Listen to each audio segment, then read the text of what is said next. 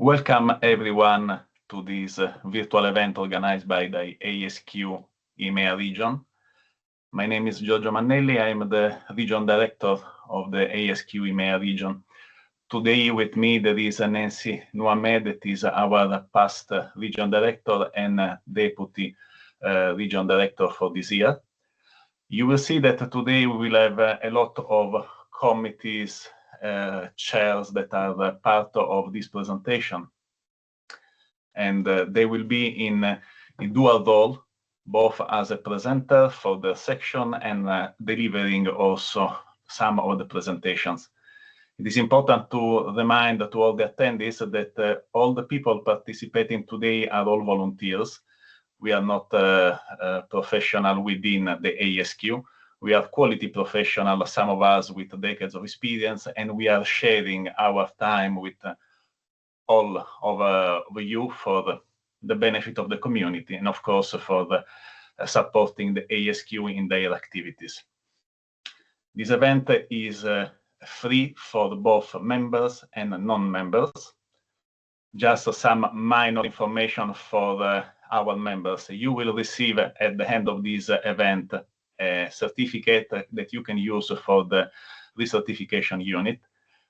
Everyone anyway will receive a certificate for the participation. You are very welcome to be in contact with us if you are not members and you want to have any information with about the ASQ and what activities we are going to do. That said, as I anticipated, this meeting is recorded, and here is the agenda for today.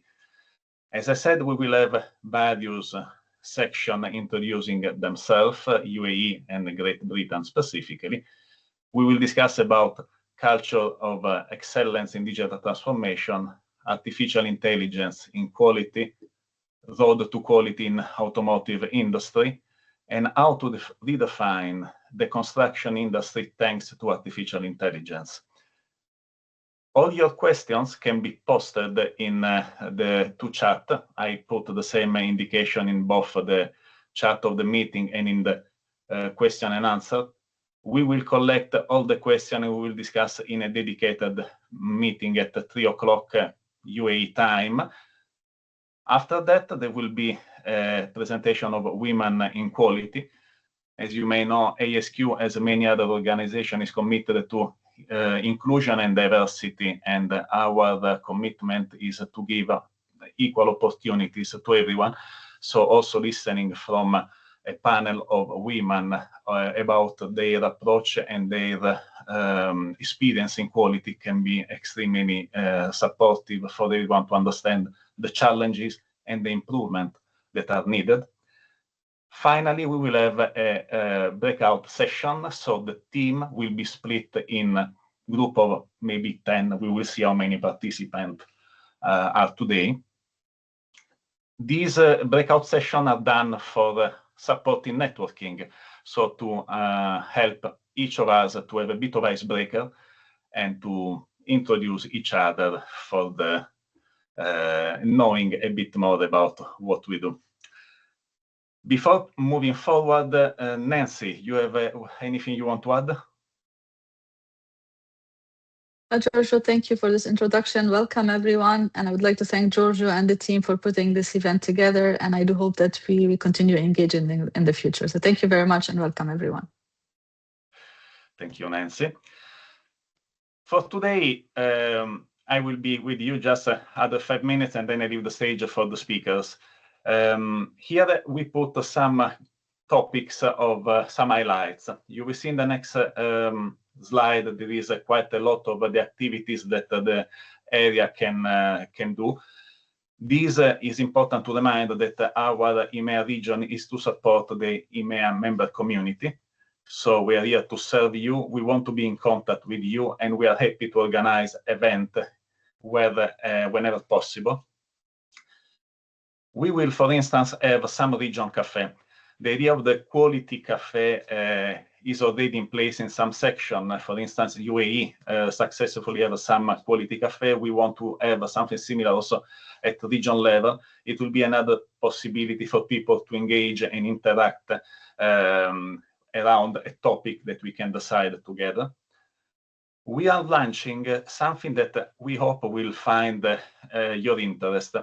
You are aware that ASQ has their own journals managed by ASQ headquarters, not by the region center. But at the region center, we may offer some visibility to quality professionals who are willing to write articles about the quality topics. We don't have an agenda or a list of topics that we want to analyze. If you want to be an author with us, just be in contact. What we can offer is a peer review of the article that you will write, and then we can publicize, we can, how can I say, share within the community through the regional resources. So you will have an exposure to Europe, Middle East, and Africa that I think is quite impressive. You will receive soon enough, but possibly in 2026, a region survey. We tend not to have so many surveys because we understand that having too many can be boring. But these few that we send out are very important for us because we have our ideas of what the community expects from us, but listening directly from the community is extremely important and supportive of our activity. Very important point is that, as you can see, this event is virtual. Next year, we are planning to have an in-person event. Possibly will be Middle East, Saudi Arabia, third quarter of 2026, but don't mark yet my words because we are organizing this with the full support, logistical support from the headquarters, and details will come. So stay tuned, but we will have soon our in-person region event. Finally, for your information, we also have student branches across the region. So if you are interested in being in contact also to start a student branch in your area, please contact me or Nancy or any section chair that is more close to you, and we will be able to support you. This is the long list of all the activities that we can offer as part of the ASQ overall commitment to quality. What I want to stress is specifically the quality volunteers opportunity.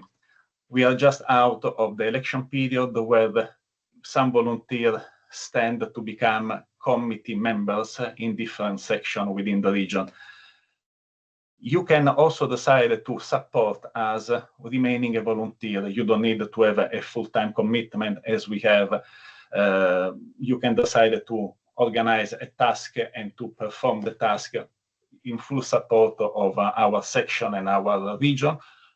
Or if you want to share a bit of your time for some of the event, we are always happy to have some help from volunteers. I remind that ASQ offered quite a comprehensive list of quality certificate. One of the most recent is about construction, and we will have with us one of the speakers that has designed this construction certification. The rest actually is self-explanatory. I would like just to thank Nancy now. Nancy will not be able to stay with us for the entire duration of the event, but has been a focal point in organizing this event. So Nancy, before going forward, if you want to have some additional word. Thank you, Giorgio. Yeah, apologies. I will just do my presentation. We had to shift it to the morning, to the, I think, the earlier sessions because I have a professional engagement. But Giorgio, thank you for all this. And I encourage all our members to reconnect with our community. Maybe we didn't have a lot of activities this year, but the community is growing. Everywhere in the world, you see here, we have a lot of members from all the parts of EMEA. So I encourage you, all of you, to connect together. We have the sections that are going to be presenting their activities just to make sure that you reach out to them, you tell them what you need. And like Giorgio said, the survey is very important to contribute so we know what you really need from the region. So thank you very much, Giorgio, again. Thank you. And I think I can leave the stage to Justin Harris, the chair of the UAE section. Thank you, Justin. Thank you, Giorgio. Thank you, Nancy. And good afternoon, everybody. Welcome to this virtual session for World Quality Month. Hello from Abu Dhabi and the other Emirates here. So for the UA section, we'll kind of cover just the future 2026 member leader team, the PEP and the MyASQ options that we try to participate in, and then maybe our 2026 outlook for some of our activities, as Giorgio kind of alluded to. Next, please. Giorgio, next. Yeah, there. Thank you.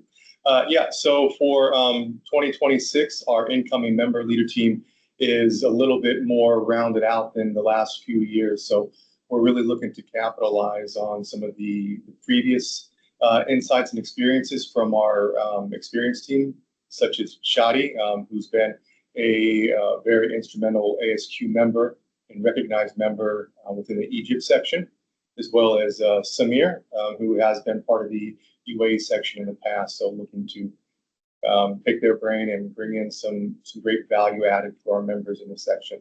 And welcoming Aparna and Kuldeep this year to the member leader team. So the six of us, and obviously Member X, who some of you may know, has been on the team for a number of years. So this is the 2026 team that you guys can reach out to either on LinkedIn or through contacts that we'll send out following the meeting. We're really here to support, as Giorgio said, the UAE section, whether it's construction industry, aerospace and defense, food services, all the different areas that quality kind of touches. So yeah, we have a number of events that we're looking to do in 2026, and we'll kind of touch on that in the next couple of slides. Next. Coming. And so, yes, the PEP, as Giorgio said, this is a member-focused section and an opportunity that we have as member leaders. So in the last few years, we have had a business plan that we use for guiding our activities, trying to provide the most member value that we can. And so through that, we have been recognized with the contributions of the 22, 23, and 24 member leader team. So I want to take a second to really thank them for all the efforts that they had been putting into that for the last number of years. So obviously Carmen, Rex, Jihad, Nena, and Gabriel, and obviously Nancy, who's on the call with us, really instrumental in providing member value directly to the UAE section team. And we are always looking for people to collaborate with, be involved, and hearing, as Giorgio said, what really is needed for your value as a member.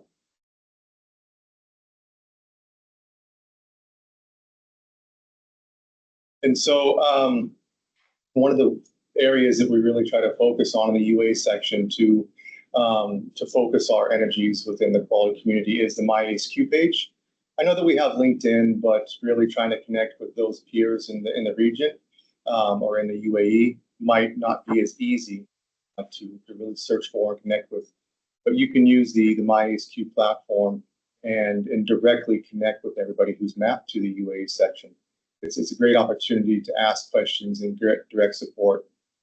If you're a new quality professional or somebody pursuing certification, this is a great avenue to reach out to somebody in the UAE, whether Abu Dhabi, Dubai, or Sharjah, and maybe pick their brain on study options.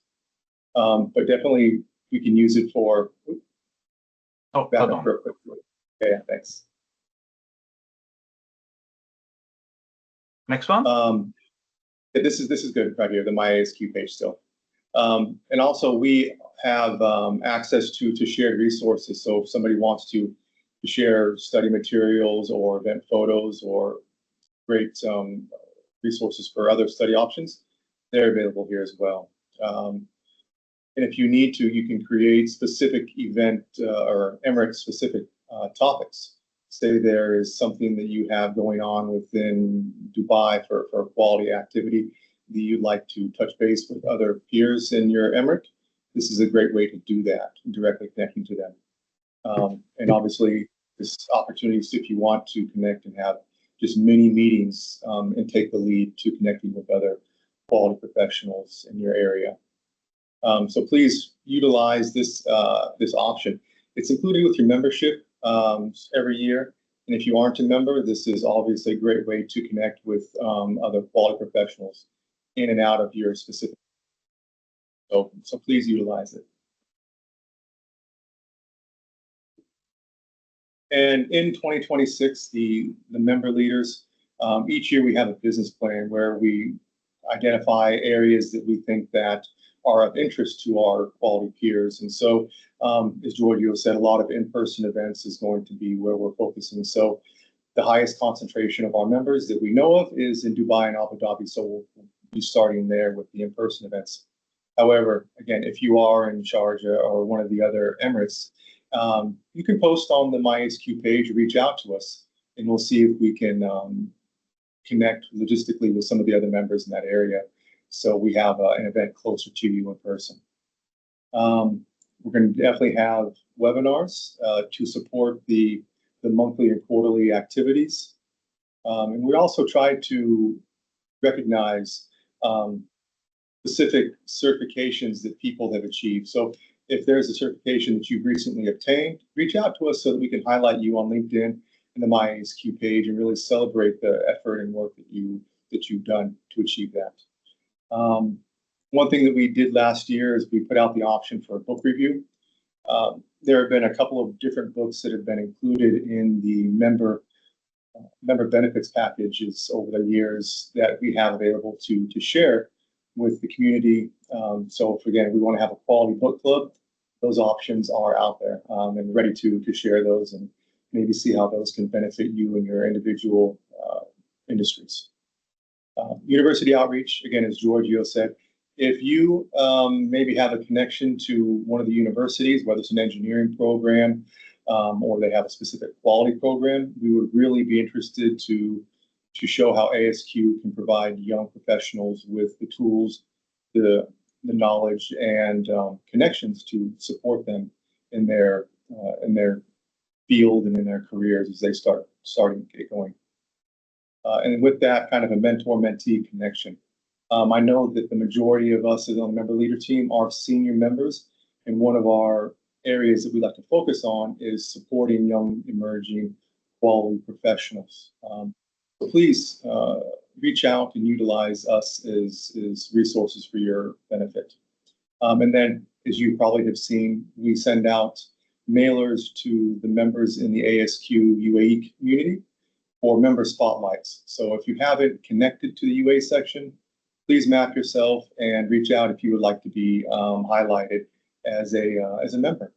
So we'd like to really celebrate you and the benefit and the achievements that you've had in your career and where you're. So again, these are just some of the areas that we in the UAE feel that can provide member value, interaction. But we would definitely really appreciate to hear from you and see how we can best serve you as member leaders within the quality community here in the UAE. Thank you. Thank you, Justin. Any final point we want to discuss? Let me just go back to this slide that was quite impressive and gives the idea of the commitment of UAE. We have an annual performance excellence program, and I'm quite jealous of the performance of UAE. They've been quite amazing across the years. Well, thank you, Giorgio. Yeah, the team has been really great over the years. Oh, yes. We can move to the next section. Jan is the section chair for the Great Britain section. Yeah, great. Jan, the stage is yours. Yeah, if you can hear me okay? Yes. Great. So welcome, everybody. This is super exciting. Let's start by introducing our team and the ASQ-GB section. So my name is Jan Ora. I'm the section chair, and I'm thrilled to be working with such a passionate group across GB, but also across EMEA. This is brilliant. I'm a Norwegian national living in the UK, working as a senior quality consultant. I'm a certified manager of quality organizational excellence, Six Sigma, Black Belt, Lean, and Process Change practitioner. So our section is all about bringing people together and to share the knowledge and drive quality forward in the UK and beyond. So if you can go to the next slide, please. So, and here's our kind of leadership team. Each person brings unique strength and energy to our section. We are a small but powerful group. We have Giorgio as obviously leading the EMEA region and obviously supporting the GB section with a broader perspective, which is great. We've got Nancy, who's keeping our finances healthy as a treasurer. And we got Alexis Williams, who is our voice of the customer and secretary, making sure that any feedback that the members are providing back, any creation of newsletter going forward, she will take care of that. I'm also, because there's only quite few of us, I'm also serving as a chair and nominating chair. But together we're kind of divide and conquer as a team, as a small, powerful team, to making sure that the membership and new potential members can enjoy the support from the GB. We are in the middle of actively recruiting additional committee members to strengthen our team. And I've had some interviews and I'm hoping to strengthen our team with two to three people in very close. And I know we're very kind of in that position of making sure we get it in time and things like that. So, but yeah, we've got some interesting candidates to join us. Next slide, please. So our goals are simple and powerful, but powerful. We're talking about delivering member value. So we want every member to feel supported and inspired. This means that we're organizing events and webinars, and I'll tell you about 2 of them webinars at the end of this presentation. And hopefully setting up some regional in GB conferences that matters to you. We want to make sure we want to enhance the ASQ brand, shining spotlights on quality experts and creating more chances for learning and growth. We're reaching out to universities and training providers to expand opportunities. We also want to make sure we deliver operational excellence. We're building the culture of diversity, equity, inclusion, and belonging. Every meeting starts with a diverse moment, and we're making sure that our operation runs smoothly and responsibly. The objectives guides everything we do, and obviously making sure that we can open our doors to new members, existing members. If there's anything you want to be discussed, presented, any areas, then please reach out to us in the GB section. Okay, next slide. When it comes to our members, we've got 360 members in the GB section, and most of our members are professionals, but we also have senior students and retirees and fellows. Our community is truly international, with members from the UK, Germany, Italy, Nigeria, Ireland, and more. People join the EMEA GB section due to its positioning in Europe. So we have members from outside Great Britain as well. But it's worth mentioning, though, that people can join our community from multiple locations, which obviously we're seeing in the data here as well. But we welcome everybody, and obviously that then links up to the EMEA region as well. The diversity is our strength. It means more perspective from people, more ideas, and richer experience from everyone. We want to hear from everybody. We want to support everybody. So the chart shows how we are spread out, but united by the passion for quality. Great. My last slide is just to tell you a little bit about 2 webinars that's coming up. So Kaizen in the Age of AI. In December, I will explore how AI is transforming continuous improvement. You'll hear some practical tips and real-world stories about making processes smarter and faster, starting with the end in mind, using AI in the right way. We have seen a lot where people and customers are taking existing processes and they say, oh, how can AI help here? When actually you should start with the end in mind and making sure that you start with the industry best practice and see how AI can help with the end in mind, starting with what the human can do, what the human and AI would help, what AI can do with the human help, and then what just AI can do in the activities. And part of my presentation later in this morning is also about the change in mindset from a quality professional relating to AI. The second webinar is auditing. So in January, you can join us in an insightful session on internal auditing, exploring the pros and cons of in-house teams versus external support to help you choose the best resourcing model for your business. We encourage you to join. Ask questions, share your experiences, and watch out for the webinar invite. And that's me done on the ASQ-GB section. Back to you, Giorgio. Thank you very much, Jan. Just to add a couple of details about this slide, it's very important to remember that everyone within the international chapter, or let's say when there is not a specific section in your country, you can ask to join also additional section. So this gives the idea that even though the Great Britain section is just a part of the United Kingdom, after all, the possibility for people all around the world to engage and take benefit of what the Great Britain section is doing, but this is valid for each section, is quite impressive.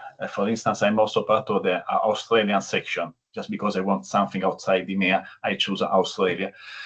Be aware that the community is there for everyone, regardless of your location. There was another point that I want to add. You may have noticed that Nancy appears here again. This is because this year I moved from the GB chairing, and thanks Jan for taking the role of chair. But then we were also in need of a treasurer. Treasurer is still a resource that we need. So Nancy volunteered also, not only as a deputy region director, but also as a treasurer to ensure that the community still have a Great Britain section committee in place. There are some roles that we need to cover. So I need to stress that if you want to be part of the committee at the next election next year, you're always welcome to volunteer, because in some cases, to maintain the community alive, we have to do additional sacrifices, because sometimes it's not possible to find the candidate for each role. Apart from that, I think that Jan forgot something very important. This is a bit of a competition, Great Britain and UAE. Also, Great Britain section won an award for excellence. I think we arrived bronze last year or 2 years ago. But I just wanted to mention, because the EMEA region has been quite distinguished in ASQ world in trying to challenge ourselves and deliver something. Great Britain section didn't exist until 3 years ago, so we are quite a new section. We are still growing, and I think the section is doing very well. But in general, I just wanted to complement this detail that add a bit. Nancy, you want to say something about this, or we move to the next speaker? Yeah, we can move to the next speaker. No, I'll have a few things. I think I'm the next speaker, if I'm not wrong. Am I the next speaker? Maybe you're the next speaker. You are right. I am the next speaker. Thank So you, Joshua. in this case, I think I need to do a bit of formal introduction for Nancy, because I've talked about her for a while, but I don't know how many of you knows that Nancy is also an expert in operational excellence and cultural transformation. She has more than 25 years experience in Middle East and Europe. I know that she keeps traveling, that I really don't know how she can take that level of commitment. And she's the founder of Excellium, that is the first region licensed affiliate of the Shingo Institute, focusing on human-centric leadership and excellence. She also holds 2 masters, one of which is in total quality management, and she serves as a jury member and assessor for Excellence Award. Just a quote for Nancy. She believes that excellence is a habit that organization can cultivate for lasting success. So thank you very much, Nancy. This is the third role for the day you are involved in, so I leave the stage to you. Thank you very much, Giorgio, and thanks everyone. I'm very pleased to be with you here today. I have small things just before I start my technical presentation. I think I'm known for ASQ as being a volunteer for ASQ. I've served as a region director since we started EMEA Region Director with a new structure of ASQ back in 2019. I served as a board member also for 6 years. I led the GCC, which is a Geographic Community Council, for 2 years. And I know, but it takes a lot, I think, to run these events. So thank you very much to the entire team here, Giorgio, and the section chairs. But I have a shout out to make to 2 individuals who really shaped what we are doing now in UAE. I lived in UAE for long. Now my family is in Ireland, and I'm closely connected to Great Britain, which I also enjoy having this diversity. But I would like to thank Memorex and Carmen. They served on UAE, and they've done a great job helping us in keeping the momentum over the past few years. Carmen moved to Canada. Carmen Aldea, she moved to Canada. She's one of our senior members, and Memorex. He told me he's going to be here on the call. So Memorex has been really, I think, instrumental in doing all these events we've done through the year. So that's from me a shout out to both of them, but of course to all the volunteers. And we encourage you all to become volunteers of the society. You saw I had to fill for the treasurer in Great Britain. They need support. Today we were supposed to have a presentation from KSA from Saudi Arabia. We don't have someone. Unfortunately, the lady who was supposed to present has a medical emergency, but we need more volunteers. I really encourage you all.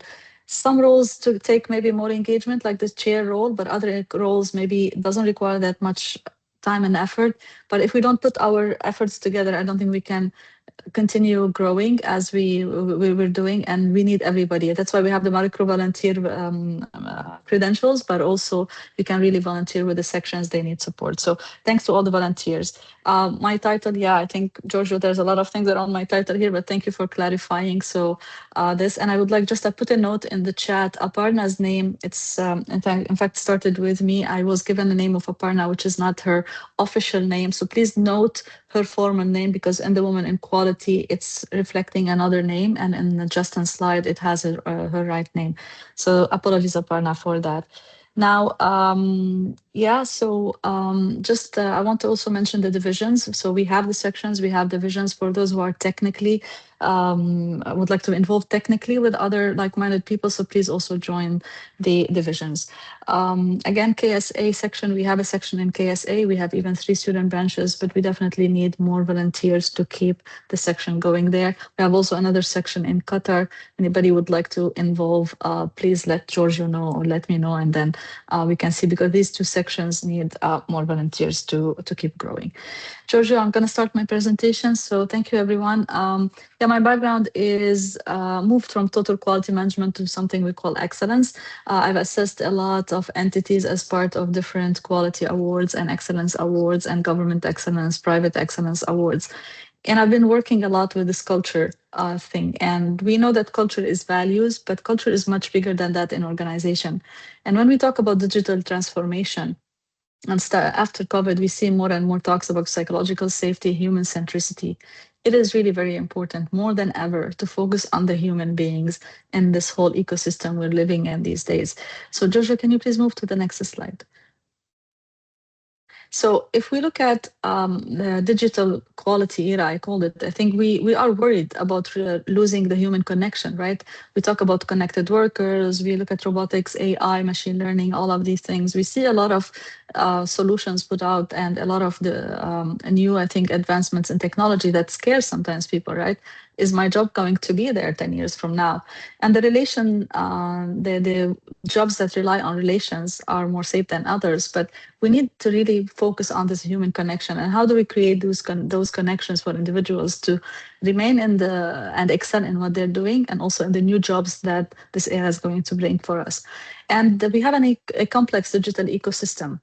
And it requires trust. Trust from us as individuals in the machine, trust in each other, trust in the systems we're putting and we're developing. So that trust needs to be strengthened, and there's a lot of challenges. And I'm not going to go into AI. I mean, we have experts here who's going to be talking about AI. I'm just talking from my expertise on the human element when it comes to systems development. And definitely there's need for adaptability. We talk a lot about leadership adaptability, about teams adaptability, about organizational adaptability, systems adaptability, and resilience. So these are challenges that help or shed the light on the importance of human centricity in designing the systems we have. Next, please.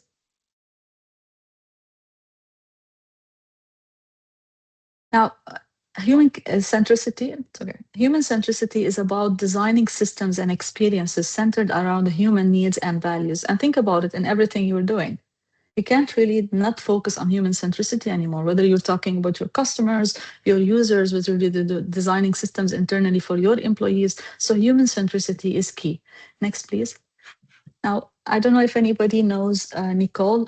She's Nicole Redsville. She is one of our ASQ senior members. She's a fellow. She's been doing a lot of research and published a lot around quality. And she was quoted in one of the articles around quality 4.0. Now, my colleague's going to talk about quality 4.0. I was very interested to a little bit research around quality 4.0 because also I'm doing my research on excellence and project management. And I found this from Nicole back in 2018. Giorgio?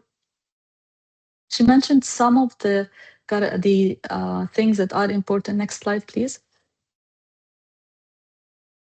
So she spoke about the features and competencies that should be possessed by specialists carrying out the transformation of the organization. She said system thinking, and I'm going to be talking a little bit to you about system thinking because I believe that we need to develop more our skills in focusing and thinking about systems, making decisions based on evidence, and all quality professionals know how important that is.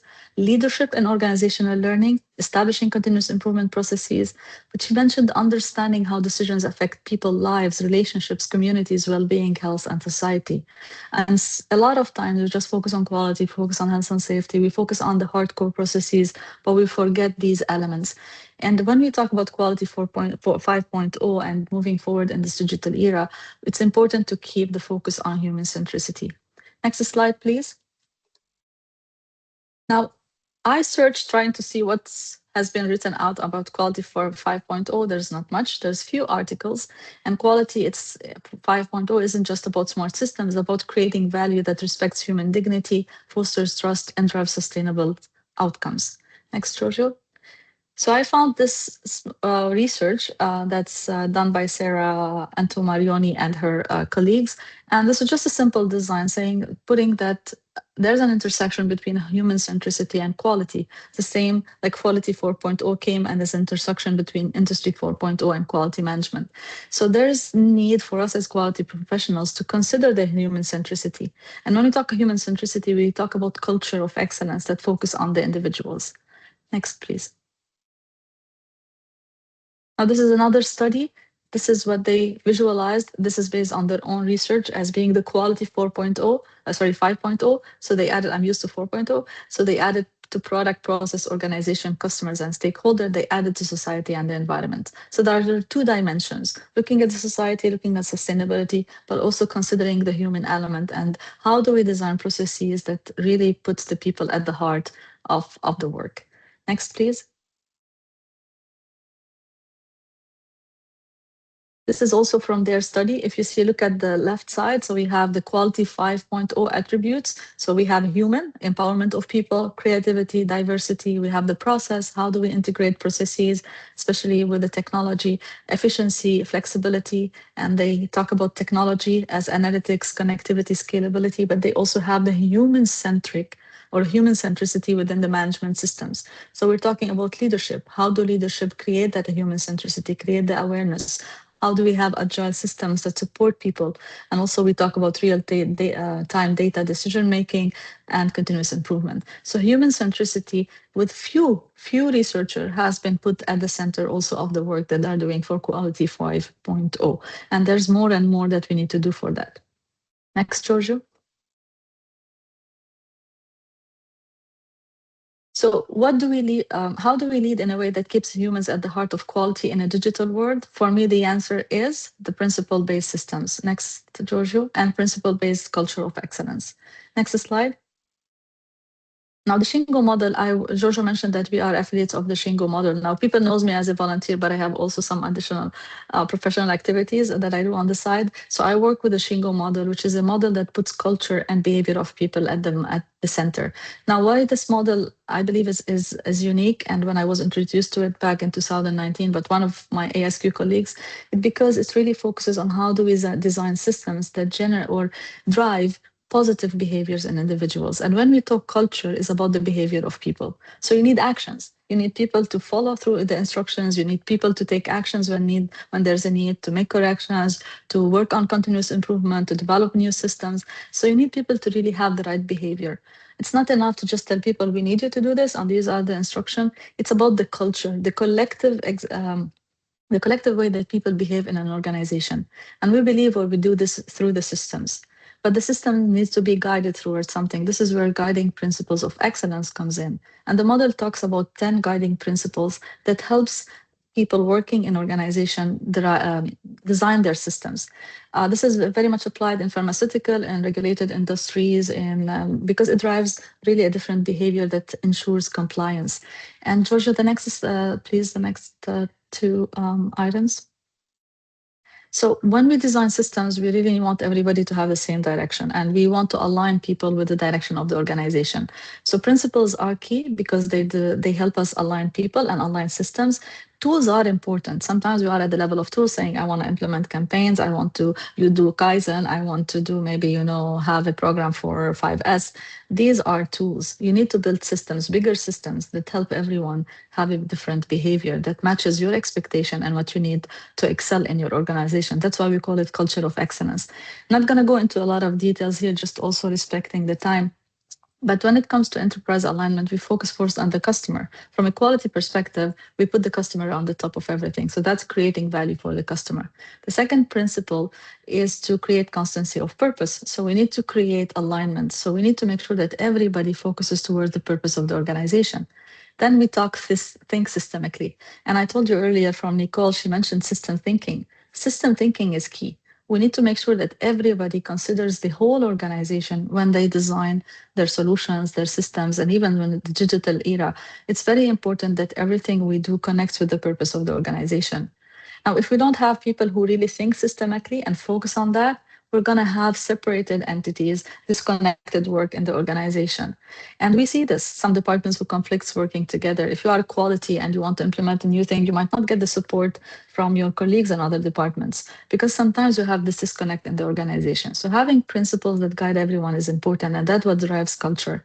And I'm talking about this now in the digital era, because we know that the organizations who implements principles, I'm not talking specifically about the model, but about who align their employees, have demonstrated that they were able really to digitalize quicker, to automate, to maintain their cultures, and to be able to have people who enjoy what they're doing. There's no threat, there's no fear in these organizations because the focus is on culture.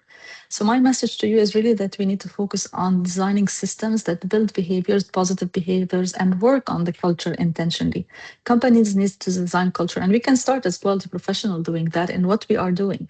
So it's not just enough to design any solution or solution that help us tick the box. It's really about the sustainability of what we're doing, the sustainability of our results, and that is really through the culture that's built in organization. You see in the second dimension in the middle, this blue box here of the triangle, we talk about continuous improvement. These are the principles of continuous improvement, assure quality at the source. And I think all of us quality professionals know how important it is for everyone to focus on getting quality right from the source. Then improve flow and pull. It's also another principle we're familiar with. Focus on process is also something we're familiar with. The two things which makes a difference for quality professionals for the culture of continuous improvement is in two new principles: embrace scientific thinking and seek perfection. If people embrace scientific thinking, it means they allow experimentation. They allow people to try new things, new solutions, play with the digital tools, try to come up with new things. This really enhances creativity and organization and improves our work as continuous improvement professionals, where we're trying to have everybody come up with new ideas. Seek perfection. is really trying to become better and better every day. We will never reach perfection, but definitely by seeking perfection, we tell people that you can do better, and we need you to do better. We need you to aim excellence and to aim for excellence. And this is where we see cultures where people try to make things differently, and it generates a positive behavior where people are engaged in the continuous improvement. Last two things about culture here is about the cultural enablers, respecting every individual and leading with a humility. This is a human centricity. Is as leaders, how do we engage our people? How do we listen to them? How do we include them in our feedback? How do we make sure that we respond to their needs? We listen, actively listen to them, but also respecting everybody in the organization to give them space to achieve their potential, to give them systems that helps them really achieve their potential. And with this, we build really a culture of excellence. So whether we're in the digital era or from before or moving forward, it is important to focus on the human element, on people development, on creating that behavior and supporting people to be part of the continuous improvement. Tools are great. Systems are the thing to have, and from the systems we can really design cultures that really help everyone connect with the purpose of the organization. So this is what the culture of excellence is about. And in digitalization, automation, you need more focus on the human element to make sure that you remove threats, you remove fear, and bring those people together collectively so they can contribute to the success of the organization. Next slide, Giorgio. Thank you. So for me, these are the ideal leadership. I call them leadership quality and excellence behaviors, is have empathy. I always put it on the top. You can't really connect with your people, create a good relation, let them, help them to focus with you and engage and do continuous improvement if you don't really care about them. So empathy is really about putting the people first through listening, through support, through coaching, all of these things that we see more and more people and leaders and thought leaders talking about them. Focus on the well-being of employees, ask questions, be present, make sure that they are happy doing what they're doing. Ethics has to be there, transparency, we need more and more of that to be able to build trust, inclusivity and collaboration. Justin mentioned, or Jan mentioned, I thought DAI, so it's very important for us to have an inclusive workplace, inclusive community, collaborate. All this is through the systems we put in place. Continuous learning is one of the key things. Adaptability, we need more and more of that in the digital era. And putting the people at the center, it means understanding their needs to help them become more adaptable. And definitely, let's not forget recognition and appreciation. That's key really to make things continue and the momentum continue. Giorgio, last. For me, the last here message is that we need to embrace a dual focus as quality professionals, as anyone in any discipline in the organization. We need to leverage technology for efficiency. That's the truth. That's our truth moving forwards. But we need to embed human-centric principles into every decision, focusing on empathy, ethics, and collaboration. That's really what people are looking for these days. They like the technical stuff. They like a lot of things, but that's having a workplace which really encourages people to be happy, to collaborate, to contribute, and to reach their potential is critical. Last, please, Giorgio. So the key takeaways from here is just as quality professionals, it's important to listen deeply to employees and customers. It's not just giving feedbacks, it's just maybe able to understand their struggles, their needs, their expectations.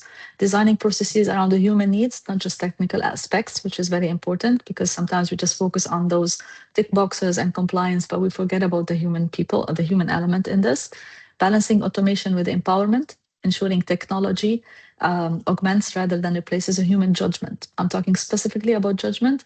We might have certain tasks fully automated, but the human judgment will always remain there. And it's important, as at least as long as the technology is not perfecting the solutions for us, and embedding purpose and ethics into quality strategies. As quality professionals celebrating World Equality Day, I think it's important to have a certain reflection about how much we're putting effort into keeping the human element or the humans at the center of our solutions. Last, Giorgio, I think that's my... Thank you everyone for listening. Please connect with me. I'm available. I think it was hard for me to leave the button, I think, after so many years for ASQ, but I'm still available. I'm still here. And I appreciate Giorgio's leadership and the team. And thank you very much. Thank you very much. Thanks, Nancy. Giorgio. It has been a very good presentation. I just remind everyone that you can use the chat to put all your questions. We will have a dedicated session where we will pass through the various presentations with the various presenters, and so you can directly interact and present all your doubt and question later. We are slightly ahead of schedule, but if there is nothing for now, we can move to the next speaker. That surprise, if I'm right, will be Jan. Jan, are you ready for this new presentation? I am indeed. Thanks, Nancy. It's really interesting, the concept you're talking about, in particular, very timely to come in AI and quality with ethics, making sure that we have the people aspect, and the whole thing about making sure that we have a clear governance in how we execute any projects, particularly where there is AI involved, which is what I'm going to cover. So what I'm going to cover today is AI in quality, and also the change of kind of mindset as a quality professional. So yeah, super exciting. If you can go to the next slide. And that should be the agenda. Okay, so one more slide, and then we'll go on to that. So today I want to explore how AI is reshaping, in my opinion, quality management, and why now is the time to act. We'll look at real examples, the benefits, and how our roles will evolve. We'll take the mindset shifts needed. We'll talk about that, how it needs to shift. We're going to compare traditional versus AI-driven approaches, and we cover risk to watch out for. I'll share, in my view, how ASQ can support us and outline practical next steps for our team, for our members, as a quality professional. Finally, I'll wrap up with some key takeaways to keep us moving forward. What's most critical about all of this is that AI isn't here to replace us. It's here to help us deliver excellence faster and smarter. And let's start this journey together. Just one second. And this work that I'm presenting here is kind of a combination of latest AI research, which I've vetted regarding to where it comes from, and confirmed, and also includes some personal observation in my experience over the last few years and so on. Next slide.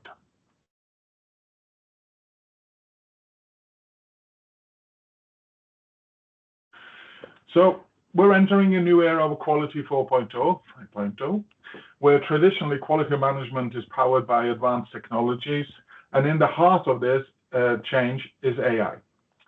It is not replacing the fundamentals of quality, it's kind of supercharging them. So companies are already using AI today, not tomorrow. For example, automated inspections on production lines catch every defect, and hospitals use AI to analyze safety events faster and more accurately. This is happening now. The big message, as I've said on the previous slide, is AI plus quality means faster, more proactive, and more data-driven management of quality. It helps us prevent problems before they happen and make smarter decisions. Quality 4.0, as we know, also connects quality excellence with digital transformation. That means quality professionals, people like us, are essential in applying AI ethically and effectively. We are in the middle of this. We need to try and control this, particularly from an ethical point. And we're not just part of it, we are leading it. Next slide.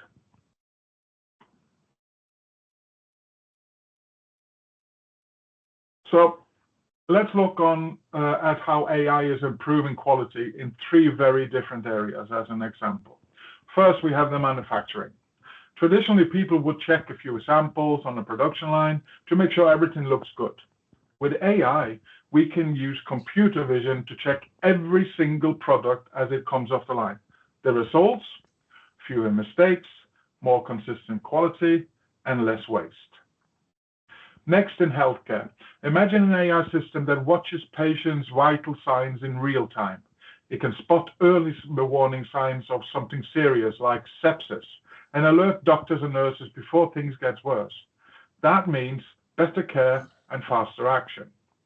AI can also help with paperwork, like drafting incident reports, so nurses can spend more time where they should with patient and less time typing up reports.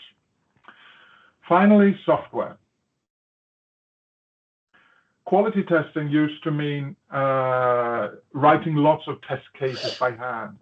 Now AI can automatically create those tests from the requirements. We define them, we create a prompt and so on, and we can do these tests. It can even monitor user feedback and crash reports, flagging problems before they become big issues. This speeds up the development and makes software more reliable.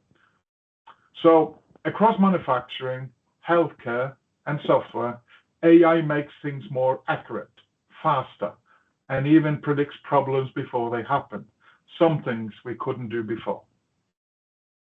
Next slide.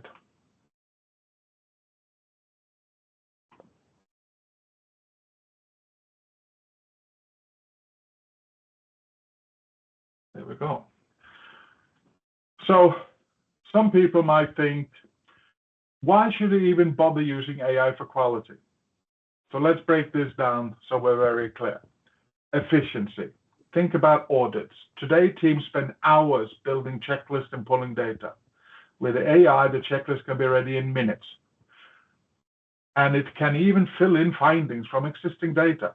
That's dozens of hours saved. Detection and prevention. AI can spot problems before they become big headaches. For example, a computer vision system can catch tiny defects on a production line that humans might miss. Companies like Merck have seen fewer daily deviations thanks to AI, meaning fewer surprises and less risk. Better decisions. AI can look at years of quality data and find patterns we'd never noticed when we do it manually. Imagine you're telling us the machine X is slightly off every Monday morning. We never catch that ourselves, but now we can fix it before it causes problem. And then we have consistency. AI does things the same way every time. Repeatability and reproducibility, that's great for standardizing quality check. And of course, it needs to be set up correctly. But once it is, you get it reliable, repeatable results. So AI in quality means less waste, fewer customer complaints, and real saving. It's not just a tech upgrade, it's a smart investment that helps the whole organization succeed. Next slide.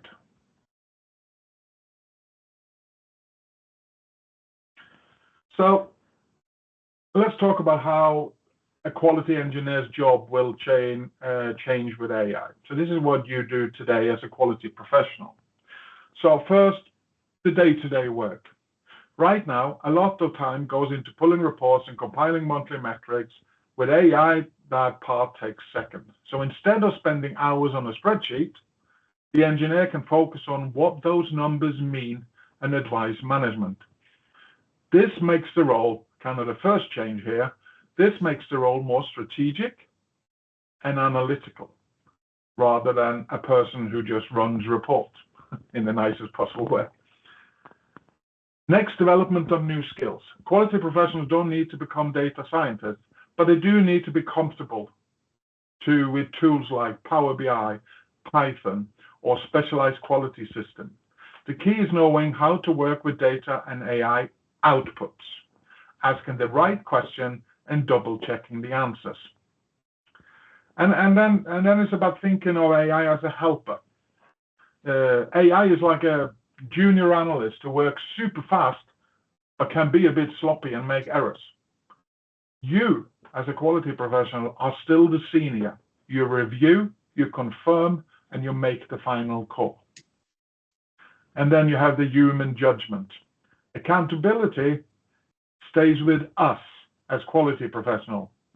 If AI suggests the wrong root cause, we act on it. It's our responsibility. So we must use our expertise to validate and adjust what AI recommends.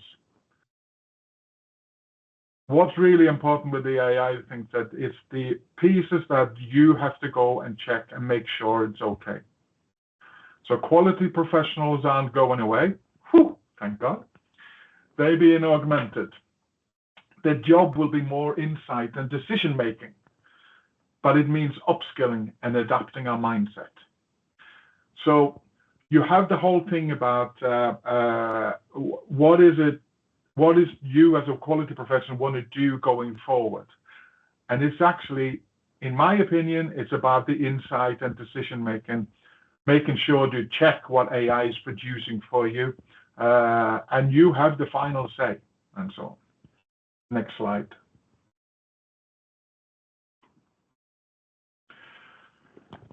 So then we come back to what Nancy was referring to, kind of the soft side, the attitude or our approach, and so on. So on continuous learning, by 2030, according to the latest research, about 70% of the skills in today's jobs will have changed because of AI and other tech. So learning isn't optional. Encourage colleagues to take courses like ASQ Generative AI program or a data analytics for quality course. Stay current is key. Adapt what's out there. And then we have quality professionals also love standard operating procedure, but with new technology, those standard operating procedures will need frequent updates. Being adaptable is now a strength, not a disruption. Trust and verify. So our team used AI to draft a customer complaint analysis. It grouped courses nicely, but one group didn't make sense. On review, we found that AI misinterpreted a term. So it's a good thing we checked. So key, always review the AI outputs. If that's one of the biggest messages I can get across, don't assume they are perfect. And then quality professional may need to act as a watchdogs. If an AI in healthcare suggests something unsafe, a quality or risk manager must step up. We need to keep, to Nancy's point, ethical standards high, because our mission is customer safety and satisfaction. So to succeed, we need these mindsets. Keep learning, embrace change, trust but verify, and uphold the ethics. AI won't replace us, and I keep saying that, but it will reward those who adapt and change the mindset. Next slide.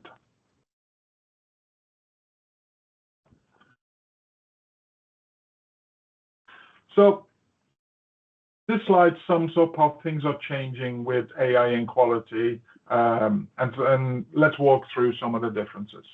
Inspections. Before an inspector might check 1 out of 50 products, as I've stated before, now an AI-powered camera checks every single product on the line. This means fewer defects and more consistency. Problem solving. We used to react after something broke, after the event.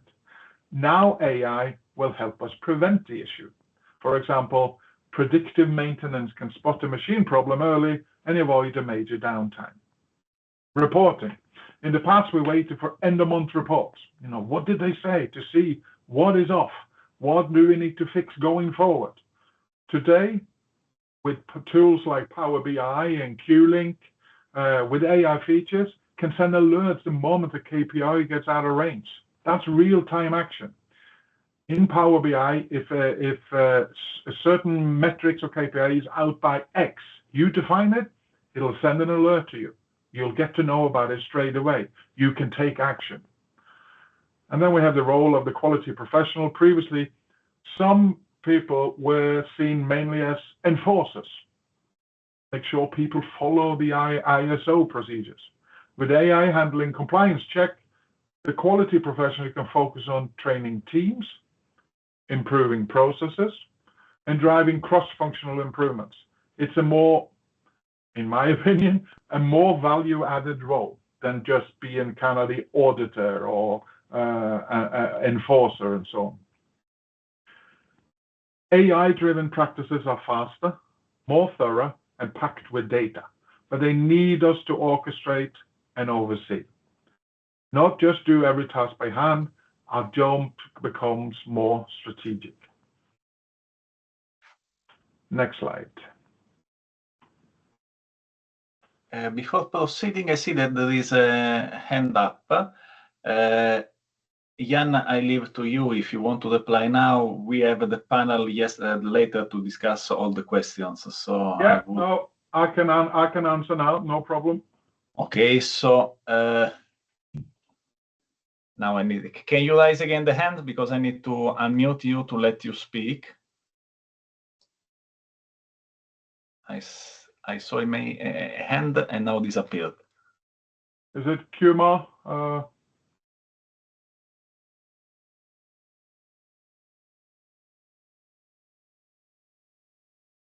Okay. Okay, we will discuss later. No problem.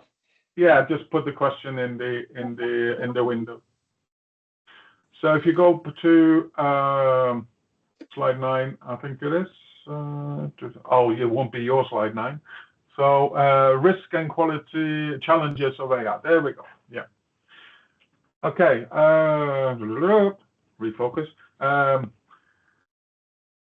The first, before we get too excited, we need to talk about the challenges, because if we know them, we can tackle them for AI. First, data quality. If our measurement system feeds garbage data to the AI, we'll get garbage results. So it'll be garbage in, garbage out. So GJO as a short. So we need to make sure the sensors are calibrated and the data is clean. The next is bias. And we've seen this a lot in social media tools at the moment, like Twitter and Snapchat and things like that, that some of the information that's getting published is kind of with bias. If an AI was trained on data where a certain failure mode never appeared, it might not catch it at all. That's why we need to watch for blind spots and validate results. A good example of that, I don't know if you remember, the Boeing 737 MAX situation. A rushed design there, hidden software, and poor safety checks led to 2 tragic crashes, because they never estimated that it could potentially happen.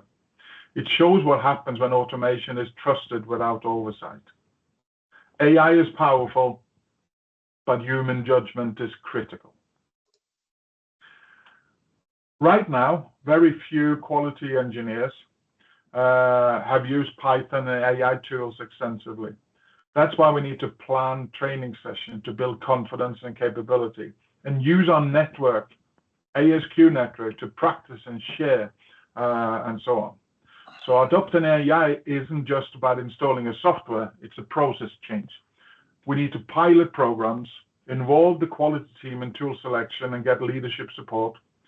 That's how we make this successful. By raising these points now, we prepare the leadership to allocate resources, encourage them to, and encourage our team to be more proactive. The challenges aren't roadblocks, they are things we can manage with the right approach. Right, next slide. So this is about the support and resources, and this is my view of looking at what's out there, because we're not doing this alone. There is help out there. So we have the community. Thousands of quality professionals are working on the same challenges. Organizations like us, ASQ, are leading the way with research and tools. ASQ Quality 4.2 research is an eye-opening. For example, it shows you how many companies already have digital quality initiatives. That tells us we need to keep up. Tools like Quincy, for instance. How do I implement AI-based CAPA system? It gives me a structured approach on how to do these things. Tools like this can help us learn and apply new ideas quickly. We have a Copilot researcher We have Copilot Analyst. We have ChatGPT 5.0. Different tools you can use for different purposes. The key is what you put in, how prescriptive you are, is how you get things out as well. Why this matters? You're the decision maker. Supporting your ASQ membership or sending team members on conferences can accelerate adoption. We learn from other success and mistakes, so we don't reinvent the wheel. And ASQ, for you as a member or as a potential member, is a partner in this transformation. Investing times in these resources makes us smarter, faster, and better prepared for AI in quality. Next slide.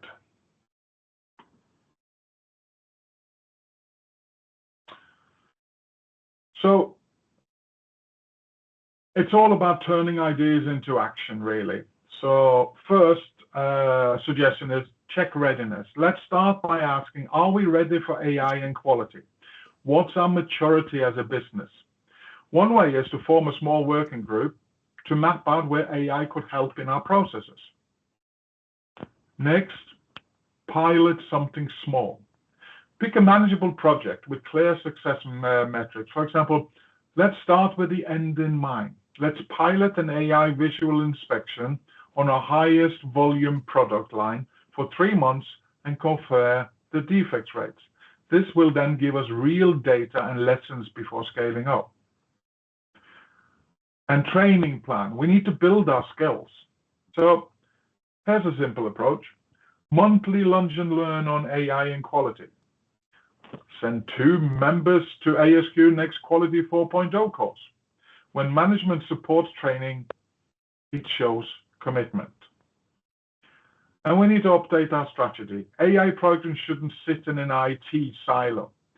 It should be part of quality improvement plan and tied to the business outcome and tied to the business priorities, like better customer satisfaction or cost savings from reduced scrap. And as important, invite feedback. We love to hear your thoughts. Which pilot should we start with? Who wants to volunteer for training? This is our change to shape the next steps together. Okay, next slide. What are kind of the key takeaways? So this is meant to inspire, by the way. I hope you feel inspired. But the first message is all about AI and quality isn't some far off future. It's here. And the time to act is now. By embracing AI, we can make our quality system stronger, more proactive, and more robust. But there's the key. It takes us, the people, the quality professional, to grow and adapt. And that's absolutely doable. Second message is learning AI skill is worth it for your career and for our team's success. Some quality engineers are already becoming data analytics leads in their company because they took this step. This could be you. Start small, but start now. We have enough knowledge to run a safe pilot. Waiting too long means missed opportunity or playing catch up later. Momentum matters. And then I want to finish on the last one, which is also what Nancy was talking about. End on the human element. Quality has always been about the human driven for excellence. AI is just a tool we created to help with that. It's up to us how we use it wisely. People plus AI, that's how we achieve the best result. It fits perfectly with quality core philosophy, continuous improvement, and teamwork. Thank you. Next slide. That's it. Thank you very much. Back to you, Giorgio. If I was speaking too fast, I'm sorry. Obviously, the presentation will be shared and any questions can be directed straight to the team here or directly to me, or there is the Q&A session later, I think, as well. Thank you very much, Jan. Before saying anything, Justin, I saw that you wanted to intervene. No, just click the wrong button, but very good presentation. You Thank you. the clapping hand. Yeah. Well, thank you very much, Jan. Maybe there is a Robert that want to share something with us. I'm giving you the microphone capability, Robert, if you want to. You should be able to. Yeah, sure. Thank you. Thank you very much for a great presentation, quite insightful. I think my question would be to say that now that AI is with us, obviously, no two ways about it. And everything about AI is about data. And as quality professionals, we're much concerned about the data that we have, what we analyze to identify defects, be able to identify gaps for improvement and all of that. Are we not saying that, and I mean, in looking ahead, is the quality professional not, and I think the presenter said it along the line, is the quality professional not transitioning into a data analyst, so to speak, because then the data analyst is able to take a deep dive into large data set, identify trends, observe patterns, pick up gaps, and those will be identified as improvement opportunities. Are we not, transitioning into data analyst eventually? Thank you. So I think as part of this mindset change, I think there is a need to understand more about the capability that we now have as a data on interpreting the data. I think the quality professionals' biggest change is that we're turning into from kind of auditors or people who's checking things to actually into decision making quicker. So we actually are in there and working on the strategy as a quality professional. But you're absolutely right. There is an immediate need to making sure that we understand the data and reporting analysis capabilities. But it doesn't undermine the knowledge and experience as a quality professional we have today. What we are today as quality professional, that doesn't change. It's just that we're changing in my opinion, we're changing the way of which our role is positioned. I would say probably positioning our quality professional role higher up the food chain. It's probably more what I would say, more to a strategic point rather than an enforcer point. But that's just my opinion. I don't know what other people's thoughts are. Thank you very much, Jan. And just to compliment for the quite detailed and clear presentation, to reply to your question, you were not running. It was a very enjoyable way to present. And on a side, I was quite touched when you said about the ethical involvement of artificial intelligence, that I think is something that in general needs still a bit of job to be done, because all the rest is information. The ethical part and how to use it, that involves also human being, probably is the most critical by my point of view. But we can review everything later in our panel. Thank you very much again. It's a display of a very knowledge, direct experience in artificial intelligence. I don't want to give too many details on why you are so experienced, but if you want. No, well, so yeah, no, I'm a senior quality consultant for Microsoft.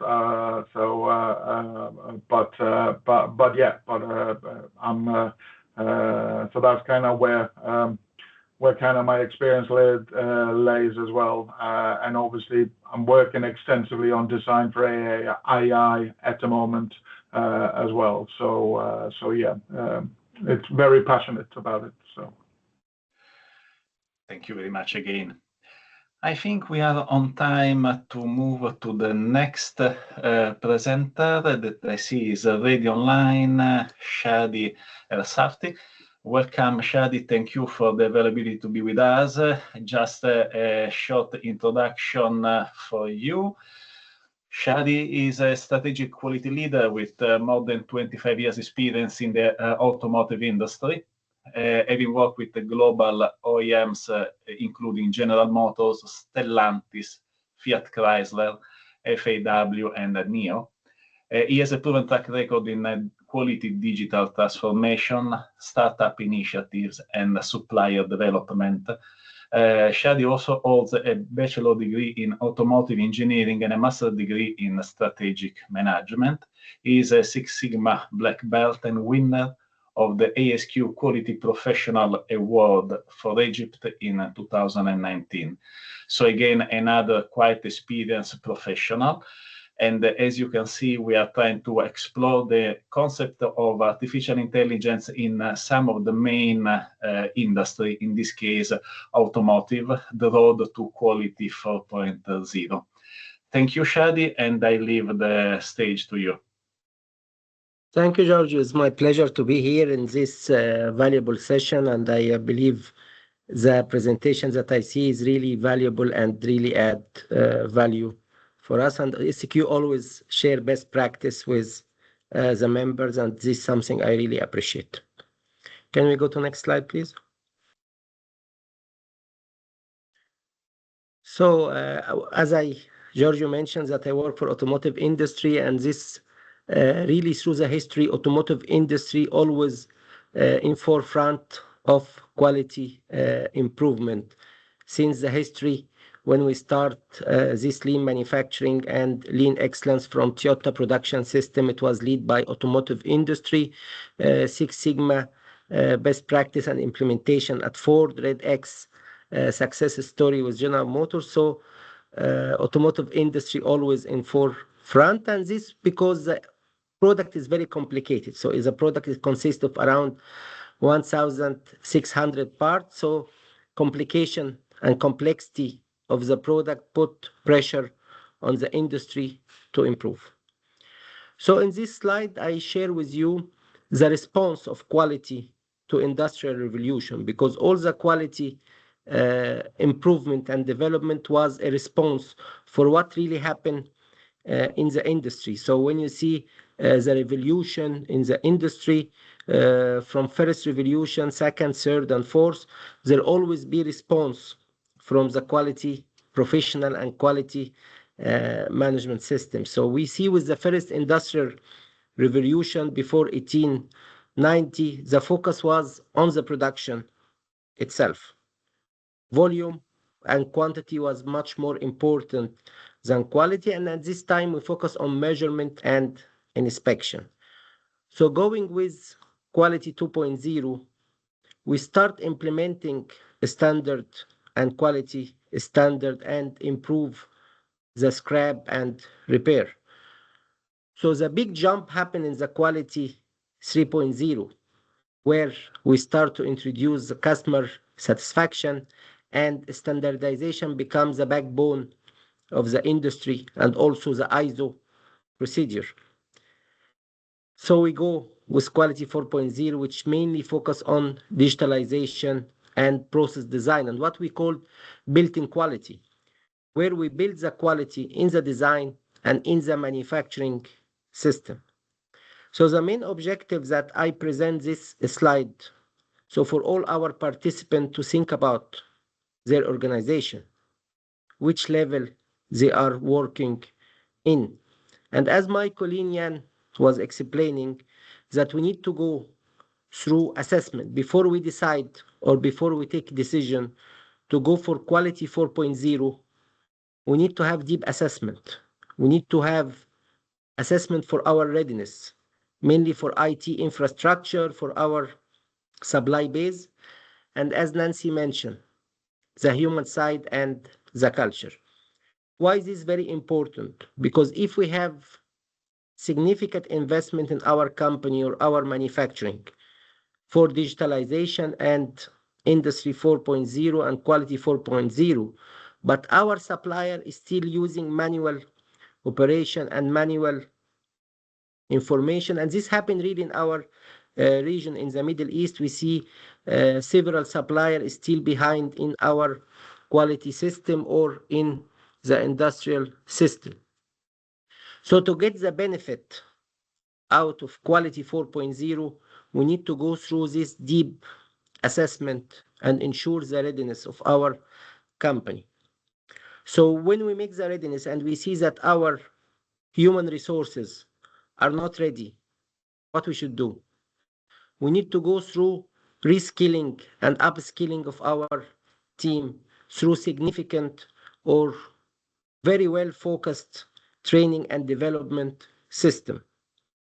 When we start to make selection process, and this when I talk about Quality 4.0, I don't talk about digitalization or artificial intelligence, I talk about holistic system.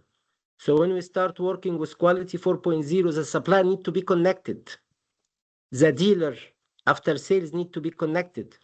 So we cannot work in silo anymore. And this is something sometimes we make jokes in this industry, because sometimes we see the defect communicated very fast on the social media like Facebook and other platforms before even it reach to the manufacturing or production facility.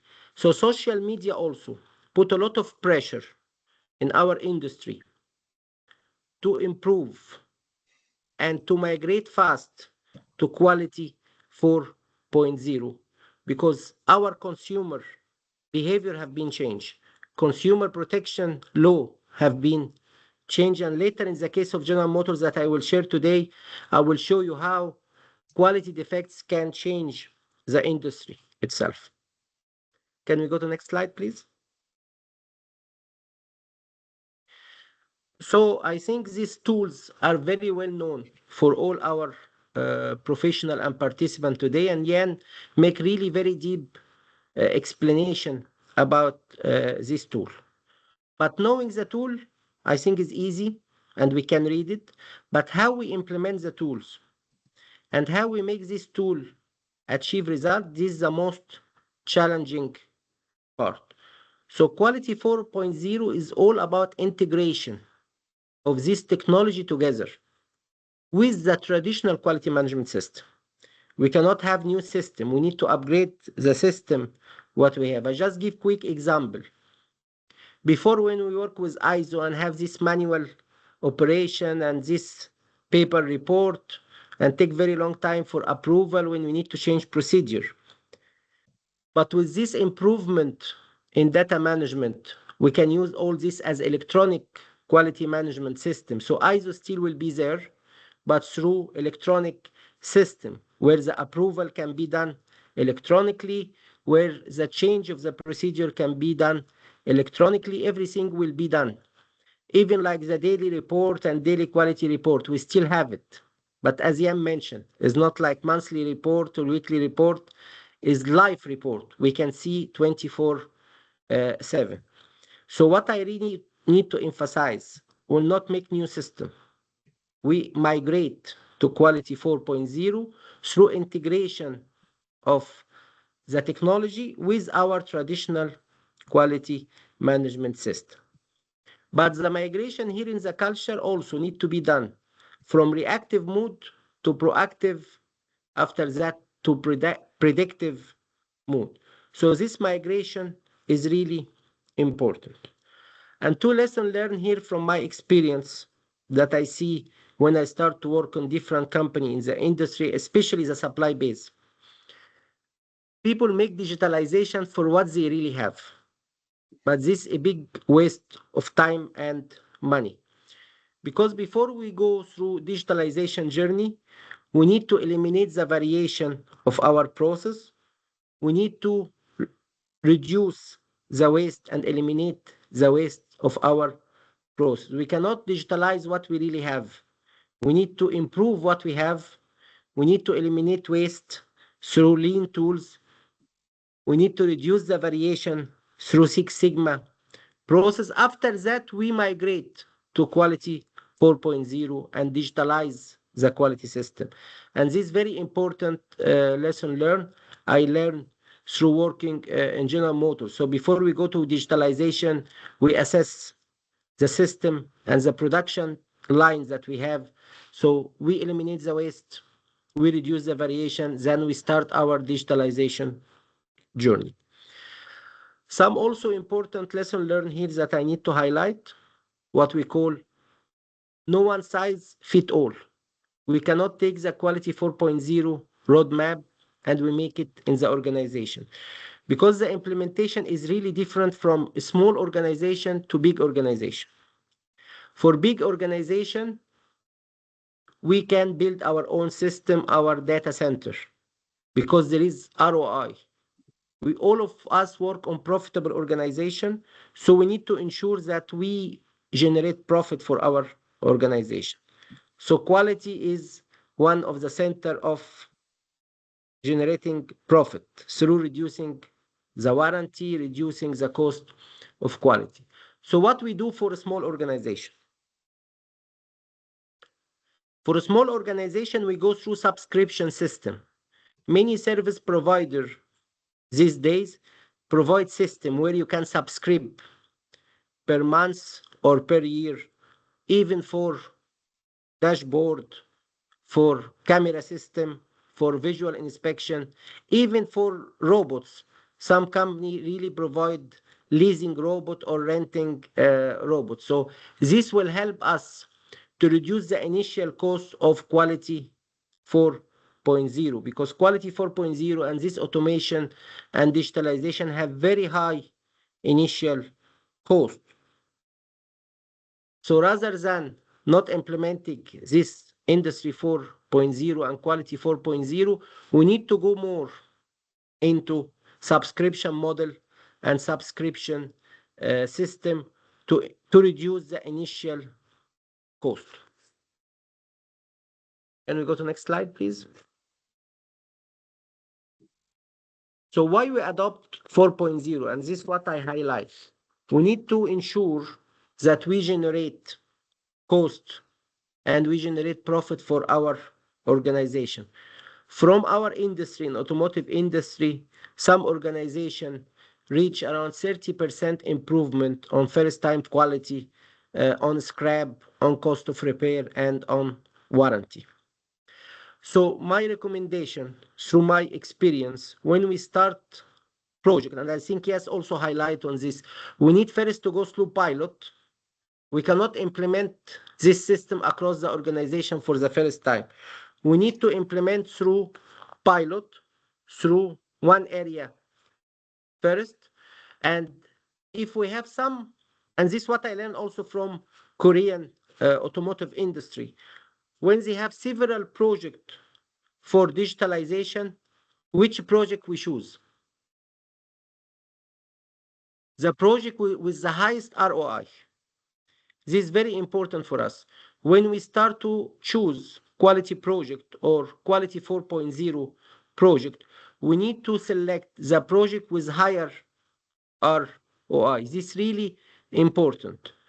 At the end, we need to ensure that quality organization can generate profit through reducing quality defect, can reducing the warranty, can reducing the scrap. This is really helpful as a quality professional to include this in our decision.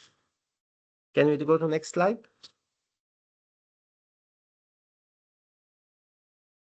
So today I will share with you two use cases from General Motors and BMW. And I mainly choose these two companies because I work with them, so I can have some personal reflection from my experience. But I need to highlight that there is no confidential information or sensitive information according to our code of conduct in ASQ. All this information are published on the website. Even the photos we take from the website, all these cases are published in the internet. So please, if you have any more information or you request further, maybe after the session I can share with you. Next, Georgie. So the first, I talk about the use case of BMW. BMW, one of the most technological company in the automotive industry, and they have really good implementation of industry and quality 4.0. But when they migrate from the traditional quality system to quality 4.0, as Nancy mentioned, they use the culture as a foundation for this development and this migration. One of really good system on BMW system called Drive is related to HR, where they hire fresh grad from university and they work every 2 months in one of the function for 2 years before they have been assigned to one of the organization or one of the function. Why this happen? Because it's very important to break the silo in a big organization. When we work in big organization or big multinational organization, sometimes the organization work in silo. Quality work in silo, manufacturing work in silo. So to break this silo, we need to ensure we have quality communication. We need to ensure that our team and our professional really understand how the cross-function team can work together and how the function work together. So this is one of the best practice I appreciate and I can share with you today. This system, which is called Drive, is HR system where the employee work on different function before you start. And I believe we can do similar also in quality function. So when we start hiring inspector or engineers working on quality function, they can work in quality assurance, quality operation, quality engineering for a few weeks. This cross-function rotation can help them to see the whole picture, because later on, when they work with the digital system, they really know how the real life and how the real work is really doing. And BMW also work in a very good and effective system to upskill and reskill their task force, where they introduce this technology through standard training to upgrade the level of their employee. So as I mentioned, training is very important, and the transformation from traditional quality system to quality 4.0 need to be accompanied by transformation in the culture, not only transformation into the system. Can we go to the next slide? So this is really one of the best system and technologies that we usually use in automotive industry, which is very powerful, which is visual inspection, image processing using AI, where we have camera to inspect the product 100%. This is really new to the automotive industry, but it's not new to other industry like FMCG. I see in Unilever and Procter & Gamble have this system very long time ago, as I mentioned, because the production is fast. So this system is already there in other industry, but have been adopted recently in automotive industry. And this inspects the whole car, gaps and flashness, 100% all the time, where you can have this report 100% 24/7. So this visual inspection is really helpful and is expensive also, using industrial camera resistant to the high temperature. This also very high cost.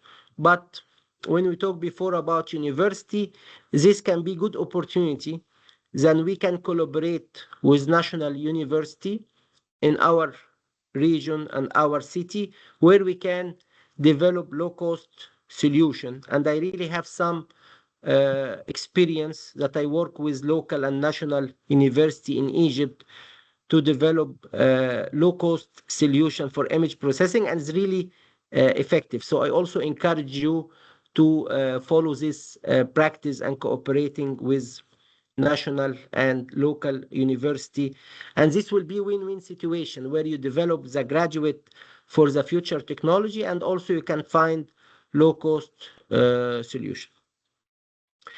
And also this image processing help us to not only to capture the defect, but also to repair the defect. The second photo, as you see, you can see some polish and some repair on the system itself, which communicated and integrated with the image processing. So where you have the problem, the car will go automatically to repair area and the robot can repair. So this system is a very sophisticated and really improved quality significantly within BMW.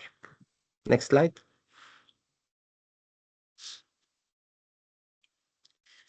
So this system also is very interesting. It's called Gen AI 4Q.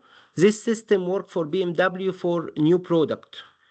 When you see the second photo, the inspector have the camera where he need is like Google Glass, where he can see. This usually used in pre-series production or pre-production and pilot, where the inspector can communicate immediately or timely with R&D center, because you know that many functions in automotive industry are very centralized, like R&D and engineering.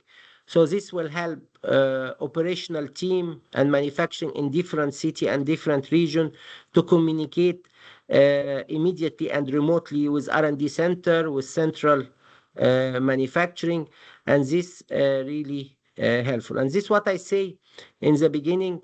We need to use the tool based on the problems that we have, based on the time that we have. So anyway, we have product launch, we need to see how we can use this product in the launch. And I worked before with Honeywell on similar application, and it was really helpful. And what also BMW do here through data analytics and big data, when they have new product, they have some recommendation from the system for the checklist and inspection list. This based on the model, based on the dimension, based on the capacity of the engine. Is the engine electric or ICE engine? So this also very important, because usually when we have new product, maybe we don't know all the issues or we don't know what we can face. But as I mentioned before, that is migration from reactive to predictive. So we need to predict through risk assessment, through FEMEA or DFEMEA, what will be the failure modes that we can face. And this system, Gen 4 or Gen AI 4Q, can predict and can give some prediction for the risk from the database or failure mode effect analysis for both process and for design. So to finalize the takeaway from BMW, before we go through the migration to quality 4.0, deep assessment need to be done. Upskill and reskill for our task force need to be done also to ensure that we have a ready task force, so we can have the maximum out of this investment in quality 4.0. Next slide, please. So I go for General Motors. General Motors is one of the best company working on quality. I worked for General Motors 18 years in China, in Egypt, in different regions. During this use case, I was working on quality, and I really experienced the migration and transformation. This case was very famous. The face of photo for Mary Barra, the CEO of General Motors in the Congress in USA. And it was really big safety recall around 1.6 car, is known as fault ignition. The problem was easy, it was not difficult. It's easy to repair. Root cause analysis was really easy. But the traditional way of quality management didn't allow General Motors to take fast decision, because they don't have very effective traceability system. Because you have problem, but you need to predict this problem or this part in which car. Can we go to next slide, please? As you see, at this time, this public crisis, which recall 1.6 million car for ignition switch, was the highest in the history. And that's what I say before, that this case really changed the recall system, not only for General Motors, for the automotive industry in United States, to ensure that they have governance for this safety recall. So the traditional way of managing warranty and quality didn't allow General Motors for traceability, which component from which supplier at which car. And even when GM take the decision of recall for all this car, which is 1.6, it was massive recall with very high administration cost. It's really take very long time to recall all the car. So we can go to next slide. But recently there is some recall, I think last year for General Motors with Chevrolet, but this recall was very significant and this recall was very effective, done in a very short time, very accurate and very efficient. But what was the difference? It's the same company. What was the difference? The difference at this time is the real-time data, where GM have OnStar platform and program its own car, and this OnStar can monitor and have sensor remotely, can monitor all the car all the time. And this usually happen now with electric vehicle, where the OEM can monitor the temperature of the battery, for example. Now we are working UAE, I work in UAE, so we have very high temperature in summer. So the system is monitored the battery temperature and volt 24/7 remotely, and even can send message to the end user and can send message to the service center to recall the car. So data analytics and big data is really very helpful to take a smart decision in a very short time. And I think we highlight on this. We can take decision as a quality professional, but we need to take smart decision at the right time. And what happens, they call it is a surgical prevention. It's like a surgery. They focus on some car, on some time. Even this system of OnStar can make some change in the car itself. For example, it can reduce the charging of the battery. It can make some limitation on the speed to ensure the car safe and the customer is safe. So the takeaway of General Motors, that having big data and having this data analytics can help us to take right decision on the right time with optimum cost. This really important, and we need to implement this in our company. And as I mentioned, big company like General Motors can have significant investment on data center and in automation. But a small company need to find another approach, which is subscription model. And this subscription model can help us to reduce the initial cost. But for me, digitalization now become must and become very valuable for the organization. Many other system General Motors are using. Maybe I can share with you some system called BU GM, best practice under GM, where each country, each function put the best practice and the lesson on database electronically, where everyone can access all the time. This is really helpful.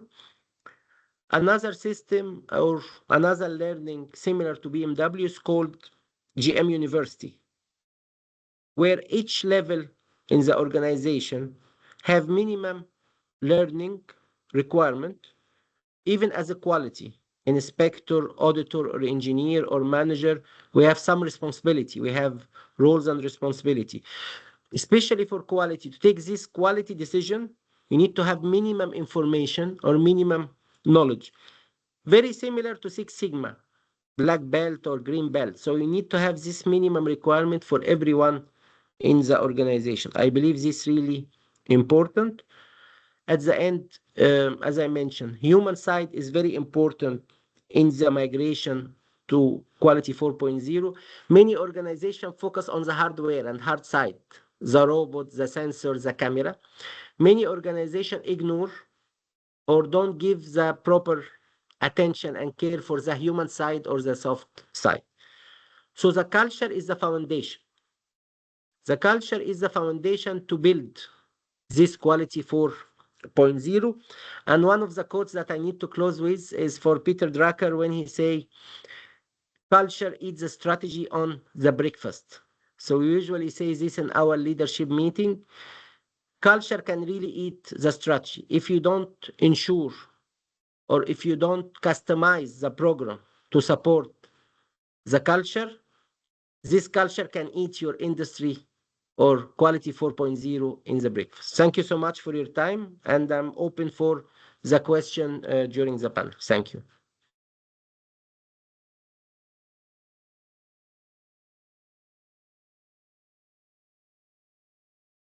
I think you are mute, Georgie.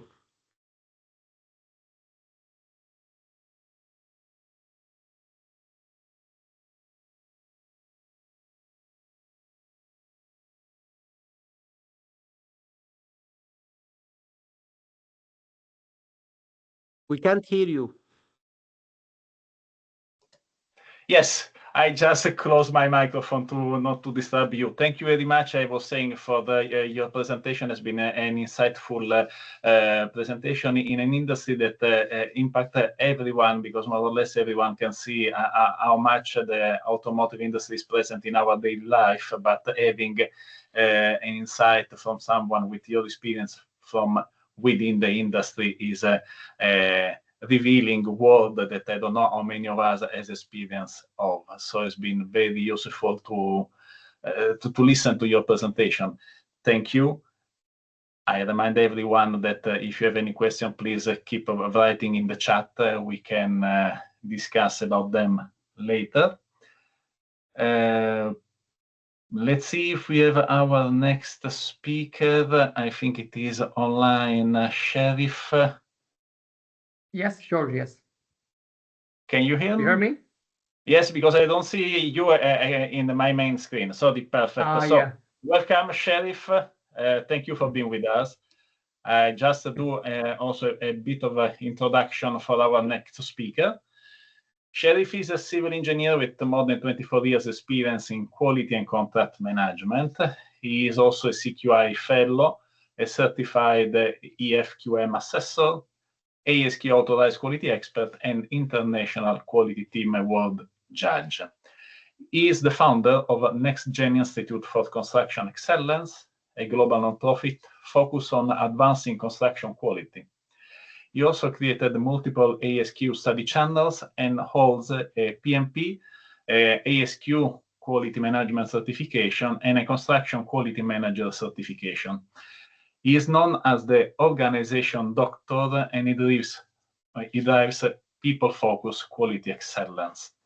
Thank you very much for being with us, Sheriff. The topic will be on how AI is redefining construction quality.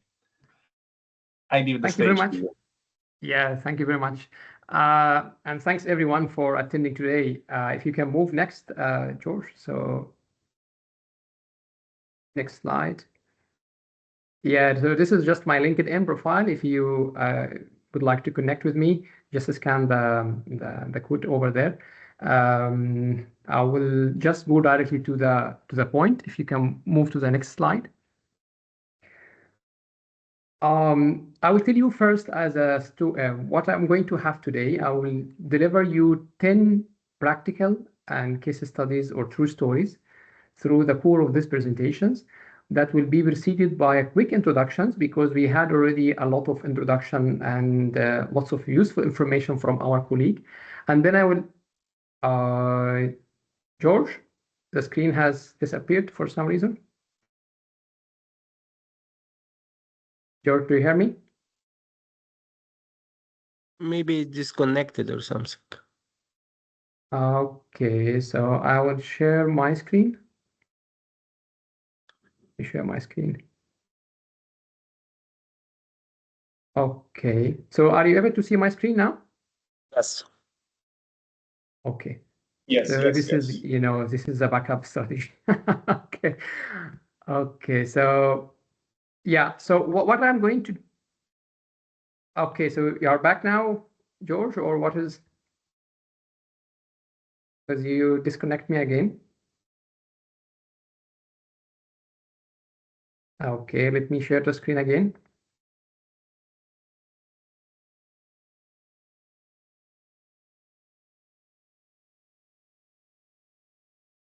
Okay, so if you are able to see my screen, I will tell you the beginning is a story. Okay, let me just make it in a presentation mode.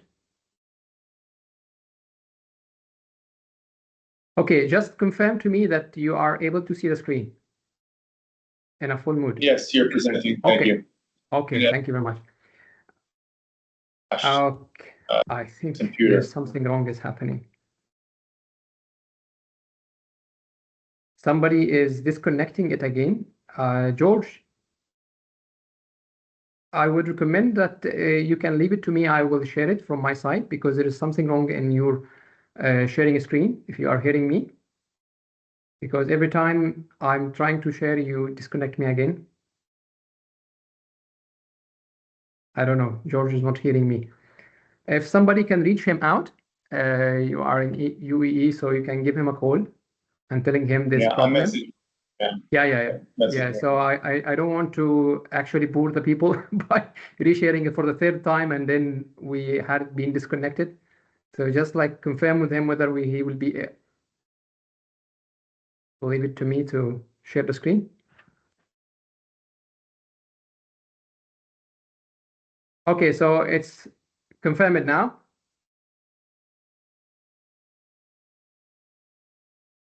All good. Yeah. All good. We see it. Yeah. Okay. So I will tell you the story for like AI. Once upon a time, we can say that I was chatting with AI, and then I found him. He is completely sad. So I asked AI, "Why are you sad?" And the answer was simply saying, "Sharif, do you know? I know everything, but I don't understand anything." And for that reasons, I'm going to share with you today 10 applications for how we can really get the most benefit from the AI in construction quality specifically. And also, I'm going to end up by giving you 3 important tips that will be benefit for your way forward. But before this, we will confirm some few introductions and some basics. The first one is we said that AI, yes, knows everything. They are smart, but they are not wise. They are not understanding what actually they are doing, but they have a very high probability. They are experts in probability. And for that reason, they have almost a very accurate answer. And the final important thing that I would like to sum up all my colleagues what they said, that AI is your co-pilot. I don't mean co-pilot, the famous program for Microsoft. I mean they are really co-pilot. They are assisting you because you are the pilot. So if you have these quick fundamentals, you will master this art and you will try to utilize it in a very efficient way. But let me give you more brief introductions, adding of what my colleague has said, is where are we now? We hear lots of rumors about AI. AI is going to replace us. AI is going to surpass us. To give you in brief, there are 3 like levels we can say. The first one is we call it ANI, artificial narrow intelligence, which we all know about ChatGPT, and this is almost being developed. And the power in this kind of new development that we are living now, it have ability to recognize image, writing codes, sorting many of your problems, and also creating a completely generative text. The second level, which we might hear about it, is artificial general intelligence, AGI. This is a completely theoretical, which says that the AI will replace us. No, it's just like a hypothetical stuff. There is no any kind of AGI system at the moment. And the third one, which we call it super intelligence, which meaning that AI will surpass us. So we are going to watch, if you are from my age and you have seen Arnold Schwarzenegger in late 90s, the Terminator movie, where the AI has surpassed and they were making horrible stuff. This is completely hypothetical. There is nothing saying that AI will replace or surpass the intelligence. So this is a complementary also introductions. And the last one that I would like to also confirm with you, because not everybody maybe here in the call are aware about something we call it like agentic AIs or AI agent. We all, yes, use ChatGPT, which is one of the large learning models. But for your information, there is something also that people need to also expert more details, which is utilizing a workflow. And there is something more advanced, which is using AI agent. In simple terms, AI agent, instead of you are giving an inputs, like I need to write an email to organize an event. So I make an inputs and then I get an output. So this is a normal thing that we all have. But if I need to ask more details, like when these events can be done, so I need AI to check my calendars, then I create a workflow. But if I need to give a goal, not inputs, this is the main difference between agent and like ChatGPT, you need to have an agent who is making reasoning autonomously, and he is using multiple tools. He is checking your calendars, he is using your own files, and he is using lots of techniques and tools that you have in your own data. And then they are making iterations to make a decision at the end and give you a very nice output. An example for this, there is a famous program called Manus. You can Google it. It's simply a free agent. You can give them a task and then they will go and search in the internet and then they come back to you telling you, okay, here is what you are looking for. The last thing that is going to be in our introductions before we go to our 10 a practical study in construction industry applications is you all know about Quality 4.0. I would like to just make an engagement point with some of you. We all heard about it in very more details, but I need to just test you in a way or another by just having one word. Okay, let me go to the chat box. And I need you to write, okay, I need you to write for me in a chat box industry, we say 1, 2, 3, and 4. I need you to write industry 2 in one word. What does it mean? Just one word. Something reflecting when I read this word, I will be able to know what is really industry 2.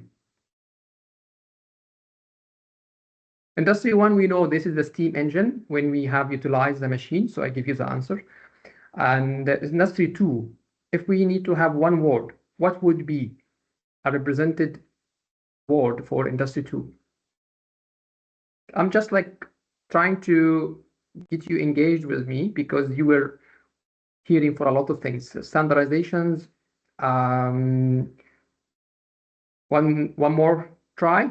By the way, when we are telling you, you need to guess something, you'll never be wrong if you are guessing. So just guess any word. Okay, productivity. What I would say that I will give you the answer is electricity. When we have an electricity, the massive transformation happen in this. Industry 3, yes, there's some massive productions happen. Industry 3, I would say electronics, if I need to have only one word.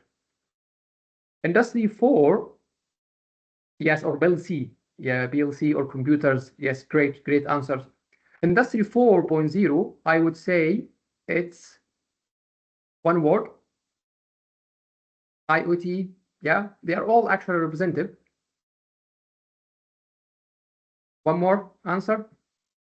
Okay, digitalizations, all is very good stuff.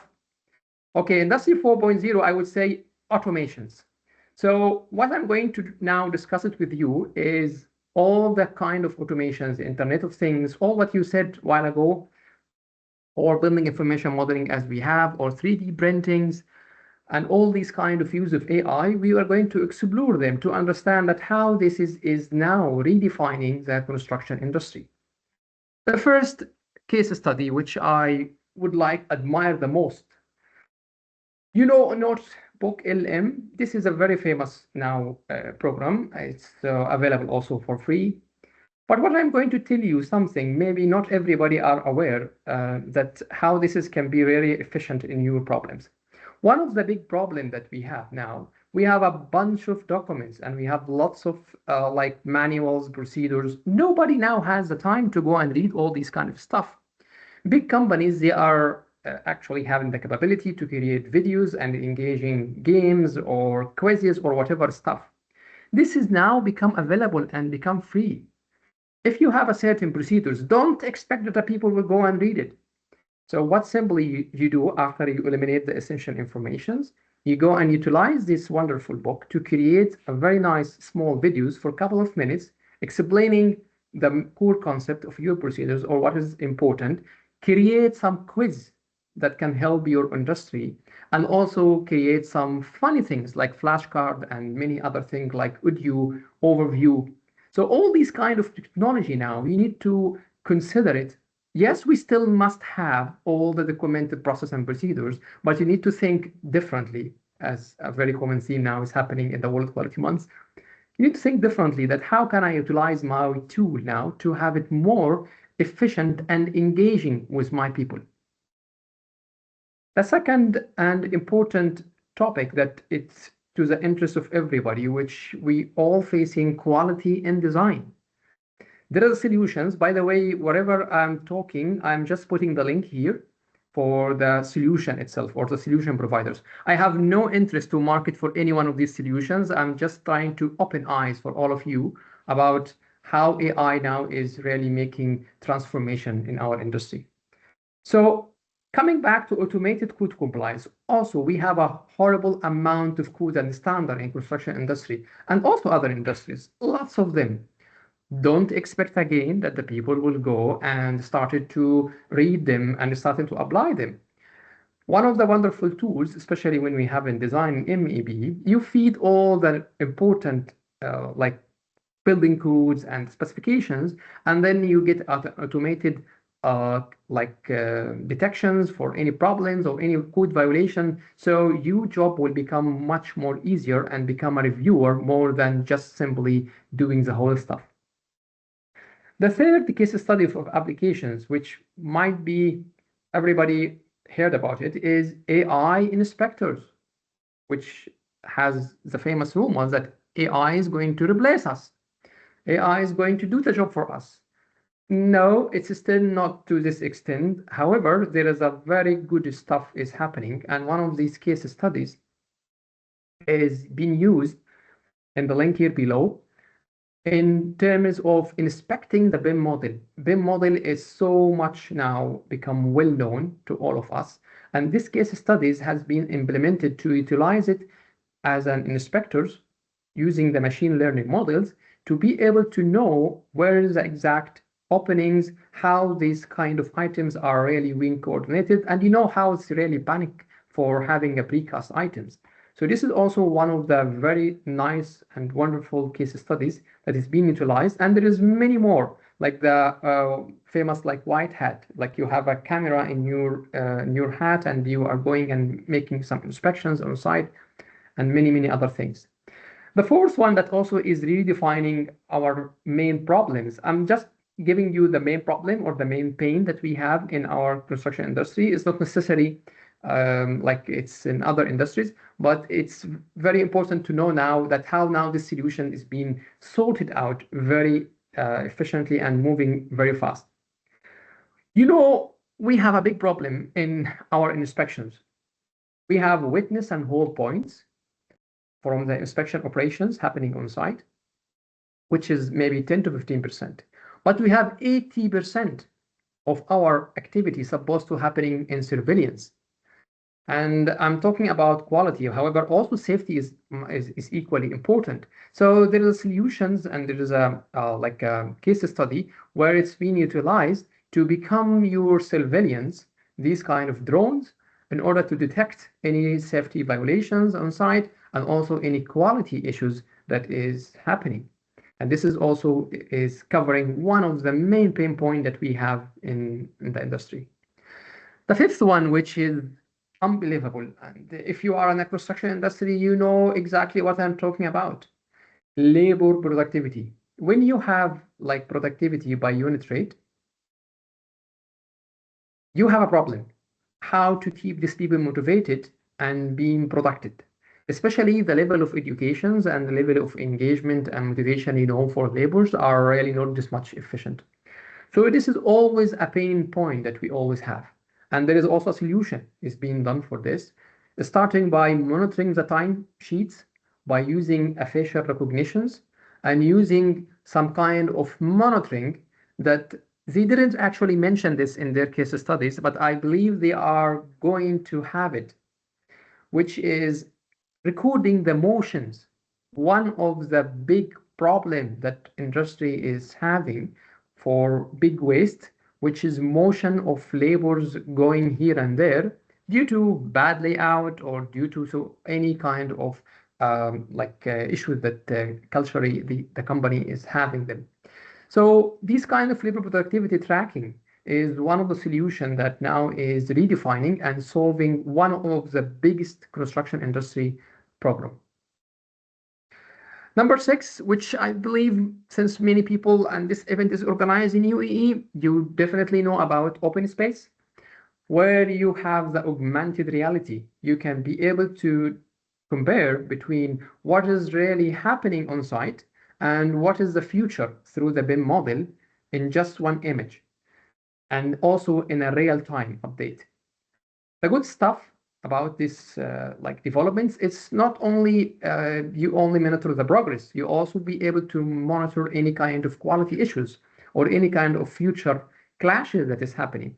And this is also one of the pain point that industry is having. And this solution is making this kind of transformation and connecting what is happening on site and what is virtually supposed to happen. Number 7, which is also in UAE, we know all about laboratories, how the testing and example for cement, this is done in Dubai municipality, a case studies, where they were taking 4 days in just doing a simple cement sampling test. By using AI, they managed to make it instead of 4 days to only 8 minutes. So you imagine this is happening now and how this productivity is being completely improved, and it's moving forward for many of get used tests that we know that it takes days and weeks. Now it takes only minutes. Number 8, it's also a very interesting. In Dubai RTA, they have developed a solution for maintenance. So this problem that we know in roads, we need to have a routine maintenance and we need to have a routine inspection and check. So they develop a very high laser camera where they can read, they already feeded it by 13 kind of non-conformance or common issues that normally roads are having them. And they are simply making a full scanning for it and making an analysis. And based on this analysis, you were able to know exactly what is the status of their maintenance and how the things are really moving on and what is their priority and where is the problem is happening. And they can have a complete virtual road maps, qualitative. And number 9, which already been well aware now, and you are well aware about it, which is almost, I'm calling it is welding inspectors. Drones for welding or inspection on site. We have always a problem that you need to have some accessibility to check some kind of welding, and using the drones and using this kind of high technology and high camera imaging, you will be able to know and detect the very common welding issues. And last one in my case studies that is being recorded as a real cases is one of the main point, handing over. We all know when we are delivering and handing over documentation at the end of the projects, we found always a big trouble. So this is also a case studies. They use a very compound tools through optical recognitions with natural language processing in order that they be able to not simply trace the documents, but also to put them in a complete digital format. And they managed to cut the processing time for handing over by 80%. So imagine one of the main points that we have now is having now a solution and case studies. I'm not just going to end up these 10 case studies. I'm going also to open for you another additional 4 that you go and Google it and find more details about it, which also related to lesson learned. Always we have a lesson learned database, but unfortunately it's not being well effective. Why don't you build your own database for lesson learned and utilizing AI in order to enhance your process and enhance your future and link it with your risk register that will be happening for future projects. Another one, which is number 12, inquiry chatbot. If you are going to Amazon or going to any kind of like sales, you need to buy something, you have an agent normally is asking you what you are looking for and then helping you, or if you have any customer communications. Why don't we have this chatbot for our quality management system documents?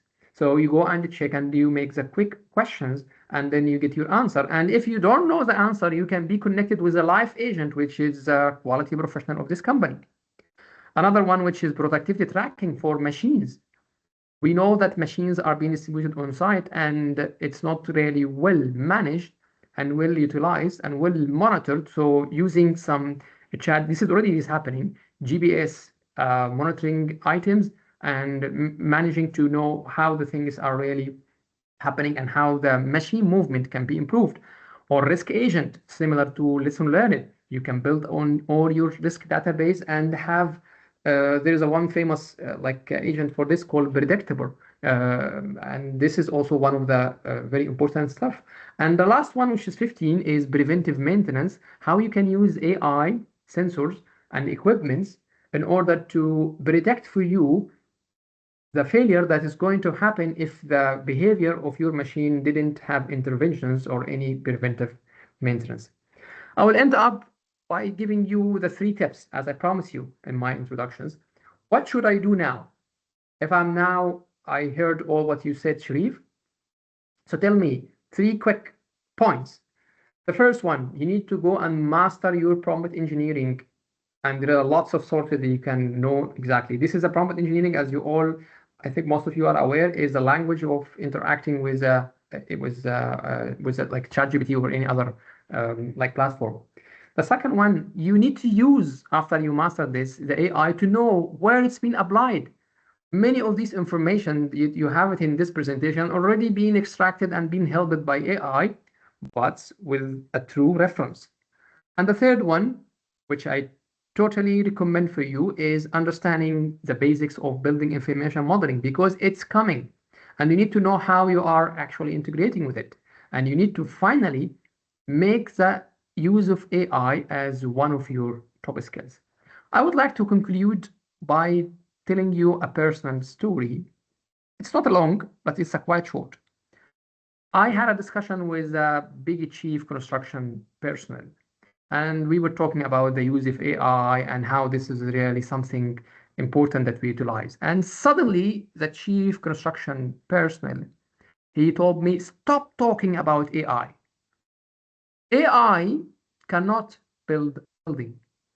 Yes, AI won't build a building for now, at least, but will make you build it faster and more efficient. Thank you for listening. I would like just to end up by showing you this is the Telegram channel where I'm sharing a free study tips for the ASQ new certificate, Certified Construction Quality Manager. And the other one is follow the page for the Institute for Construction Excellence, where we are sharing also very good, useful tips. Thank you. And Mike is yours again, George. Thank you very much, Sharif. Has been a comprehensive presentation and I enjoy it so much. I can also relate to some of the points that you made because in the nuclear where I'm working, they are investigating things similar to what you presented, the drone to do X-ray or to do surveillance, and even artificial intelligence to collect the final documentation and trying to cut maybe 80% of the review time of the reviewers when the documentation, the final dossier need to be assembled. So I really relate to this. Thank you very much. We are just in the panel for the discussion for questions, so I would invite all the speakers to keep their mic on, and everyone who has presented some questions, we can now pass to this question to the speakers. I saw that there has been already some question and answer in the chat.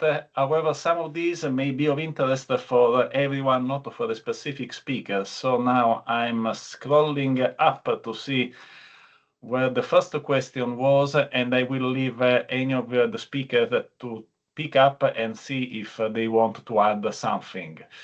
So let me give just a look to these. Go back up. Standardization.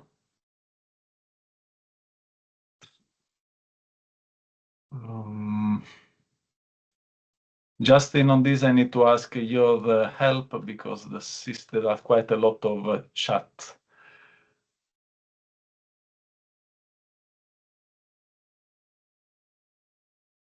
Everything has been 100% clear, no questions. No, there have been questions. No.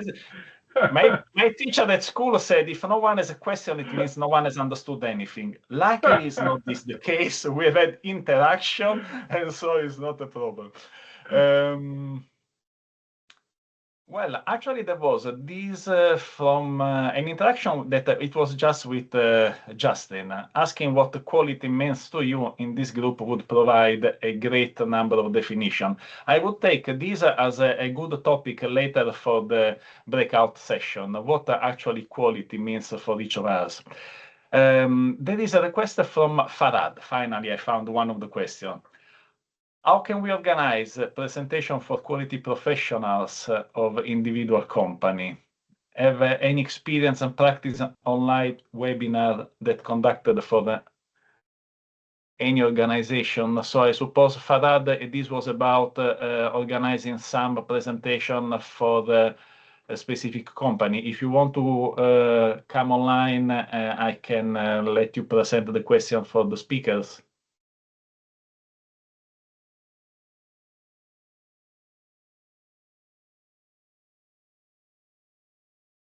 Maybe later. Okay. Just meanwhile, I remind everyone that this presentation will be shared. So if you have any link that you want, I saw that the sheriff was sharing some links, you will receive the entire package. So don't worry, you will receive everything. And we will try also to make available the video so you will see also this. I have this question from Nathan. Do any of you have implemented a business case where AI is now used in quality? What was it?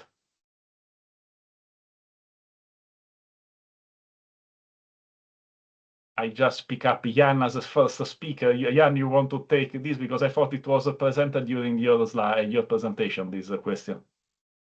Yeah, so so I'm working in customer service and support at Microsoft, and we are currently in the process of actually using redefining our processes using AI. That could be a tech support process.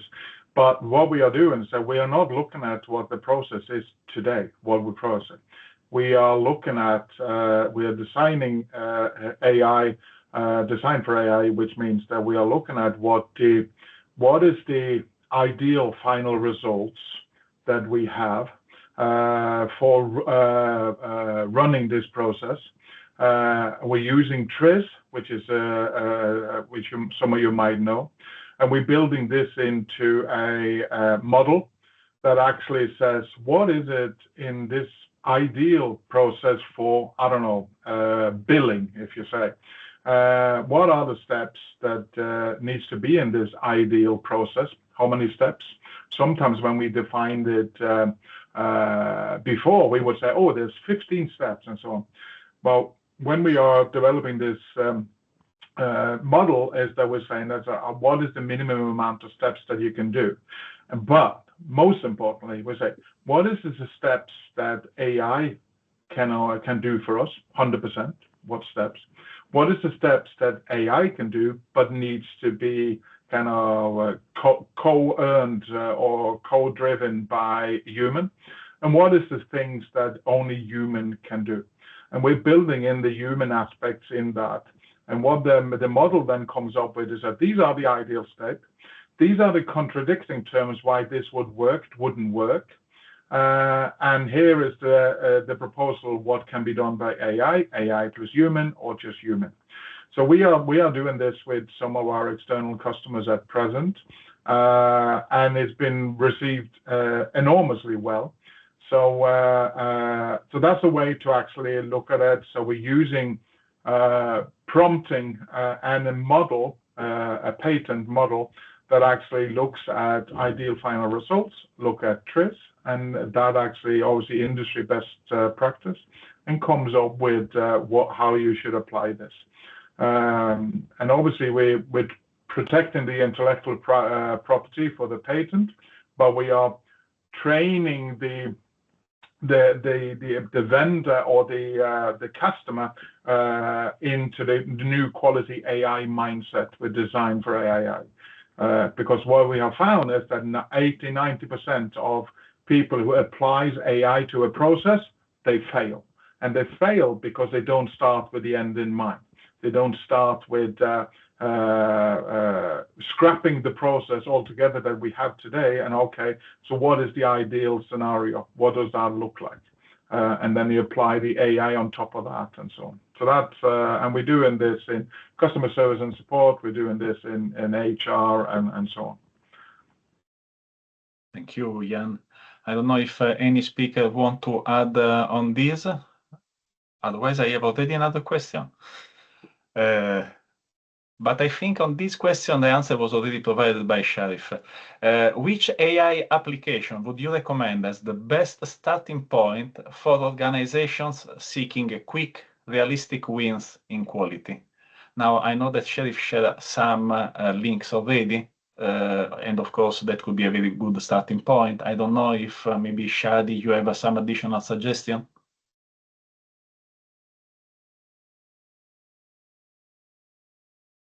Yes, I think the important, as I mentioned in my presentation, is the readiness assessment. I think this is something I recommend. Nothing now in my mind that I can share, but the readiness assessment, I really believe it will be good to decide exactly which function or which tools that we need to implement here. Yeah, I think Giorgio, is that the same questions was relating to ISO, that the ISO certification is always catch-22. They are not moving in the same speed as AI is moving. So I was suggesting, well, why don't we speak to ISO and actually look at how can we make that start revision from start to finish be quicker by using AI to help us and so on, so they can build in that into their kind of AI tweak of an ISO, an update, and so on. So that's kind of where I was looking at it based on the question that was asked. In fact, it would have been my next point, but thank you for opening it. I was going exactly there. Let's see, I think we have something more. I'm scrolling the chat. Bear with me. There has been a quite impressive interaction, and thank you all for this.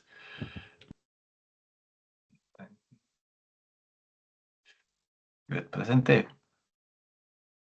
Very interesting. So, this probably is a request of clarification. During the discussion of AI agent, a program was mentioned. I missed it. But probably I think this was your presentation, Sharif, where there was a technical glitch. Yeah. I think he meant when I was talking about a program called Manos. Yes. I shared already the link. Since you will get the presentations, you will be able to go and use it. This is like your free agent. You can use it. It's just one sample, but it's quite known to me, so that's why I just shared it with you. So if you Google Manos, you will be able to get it. Perfect, thank you. There is Sam with a question. For a newly established organization operating in the automotive sector across two different national cultures. What the key steps should be taken to build a solid foundation for quality management and effectively leverage AI to achieve excellence? Shadi, I think this is yours. Sure. Data management, I think, is very critical. How the data flow will work, how you collect your data, what is system like QR code, what codes you are using to collect or you communicate the quality defect. I think this is the basics. If you need to start and this startup, what will be the quality data collection and how you will display the quality dashboard and quality report within the manufacturing and within the management. And this is something I need to highlight on. I see also in many organizations, they collect the data and they share it with the top management through some screens or reports, but they ignore the operator, the people who really in the shop floor. So it's very important to have this kind of screens and dashboard in the production line itself, where the operator can see the feedback of his work. This is the basics. I think we must have this data collection and dashboard. Another thing, because you talk about two different cultures, so having quality culture from the early beginning in the startup, I think this is very important.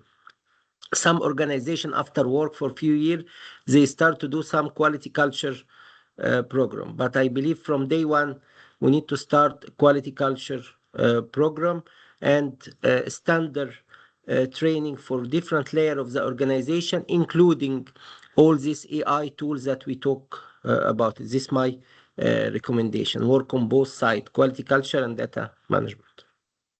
Thank you very much. I have a question that is specifically for Sheriff, and it is, I think AI has more application QA than QC of the construction company. What is your perception? Yeah, this is a good question. The thing that I just highlighted, like some quick points from every area where we have in construction industry to raise the awareness, but there are lots of more. And one of the things that I didn't actually mention is utilizing it in auditing. I have personally an experience where we have internally inside our company built a complete audit solutions using Power App, using Power Automate, and connecting the whole data to Power BI.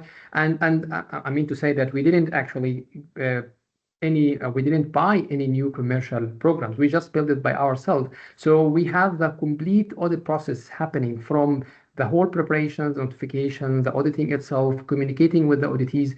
So this is a complete like solutions for only first development. But using AI is to utilize where is the most repeated stuff that is really having the pain point. So we can communicate it earlier to the auditees so they can pay attention, or we can have much more than this. I don't have something commercially, because when you mentioned like QA, so I came to my mind automatically that auditing is one of the core functions. And also you get help now in writing up process and procedures and drawing process maps, swim lane, and many other tools. Like we were taking hours to utilize them. You can simply now use AI to immediately make it at least 80% ready draft for you. Thank you. Very, very good. And Justin, I would leave the last words for you if you want to add anything. No, I think that across all of these discussions, there's been a lot of insights into practical application of how AI and the different levels can be applied through every sector that we have. There's lots of solution providers. There's lots of opportunities to engage with professionals in the community and in the broader area. So there's lots of options here. It's really interesting from everybody's expert insights. Perfect. So, is there any other question? Oh, yes, I think there is. So, can we use smart eyewear for metal and electronics industry for NPD. Did anyone try?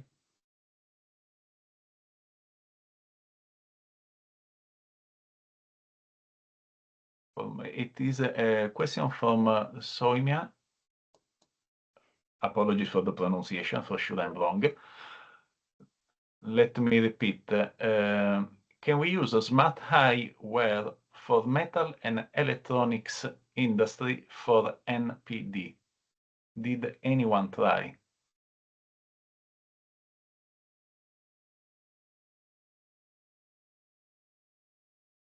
I imagine it is the combination of the enhanced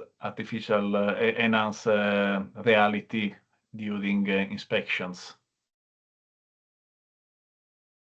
I know that in construction they were using something from the constructability point of view, but I don't think it is fitting the question that we have received.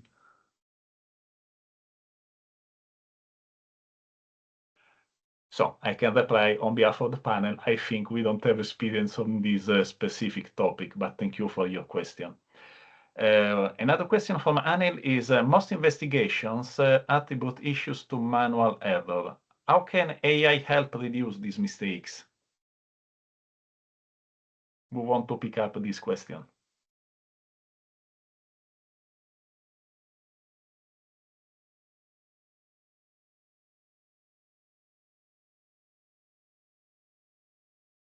Shall I choose? Jan, you want to reply about how AI can help reduce manual error?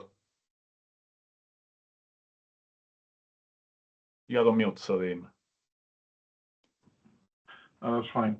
Obviously, about the automation of repetitive tasks and also real-time error detection. So what Shady were talking about, or what they are doing in the automotive industry.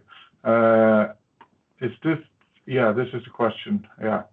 So yeah, I would use it there, but and also making sure you use different NLPs, as well, natural language processing models as well. Don't just use one.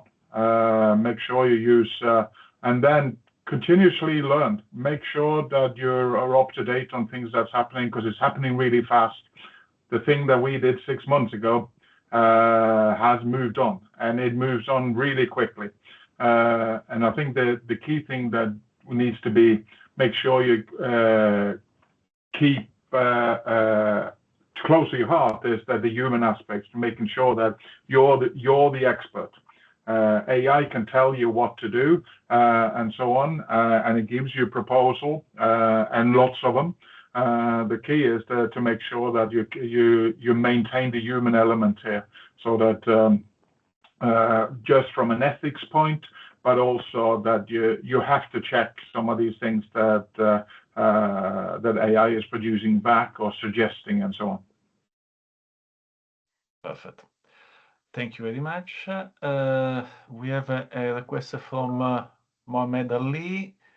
What would be your recommended first AI project for a company starting its digital transformation journey, and how can small and medium enterprises leverage AI when they lack the resources of large corporations? Now, this one I can't take, so I don't know. Oh, Shady, sorry, go on. I can answer this, yeah. And this is very important and similar to the question of Ibtisam, data management, because we cannot improve what we cannot measure. First, I think we need to improve our inspection. We talk about image processing. Maybe we can inspect using visual inspection or AI-powered visual inspection. Few months is when we have mature data. This can help us to go for the next step.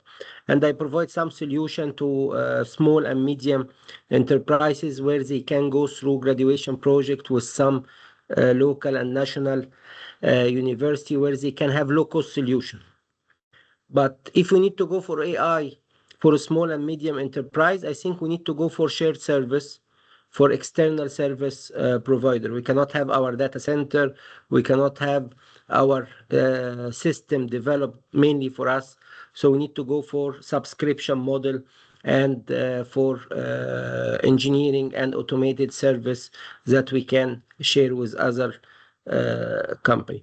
But if I recommend one tool to start with is inspection, visual inspection using AI, then we go through data management. If we start to measure the data later on, we can improve as next step. This is my recommendation from my personal experience here. I would take just this last question and then we move to the next session. There are many levels where we can apply AI. Just looking at Microsoft's possible uses of Copilot in their environment is already dozens without counting agents. How to implement AI with a good governance to improve efficiency without hindering early adopters and while preserving intellectual property. I smell something in the area of Jan, if I can. Yeah, so governance is key. Governance is critical for all to do with AI. But I think if the quality professionals is turning more strategic, I think on that level, I do think that we are listened to more, if you like, and so on. And to the point on actually making sure that we start with a process that we can manage to Shadi's point. We've been looking at, when we deal with customers, we're looking at what is the process that they want to improve most. What is the one that they have biggest issues with? And then you make sure you pilot this and use different tools. Copilot, which I can speak a lot about, but I don't want to only speak about that. But Copilot obviously have now also the integrated researcher, integrated analyst, and also, but obviously the GPT 5.0 is a lot more robust. It's much more comprehensive. But the security aspects of it is critical to make sure that it gives back. So you don't underestimate the human element of the importance of our role going forward. I think that's the key, and then we maintain the core of what we do as well. So as a quality professional, obviously with the change of mindset and so on. Perfect.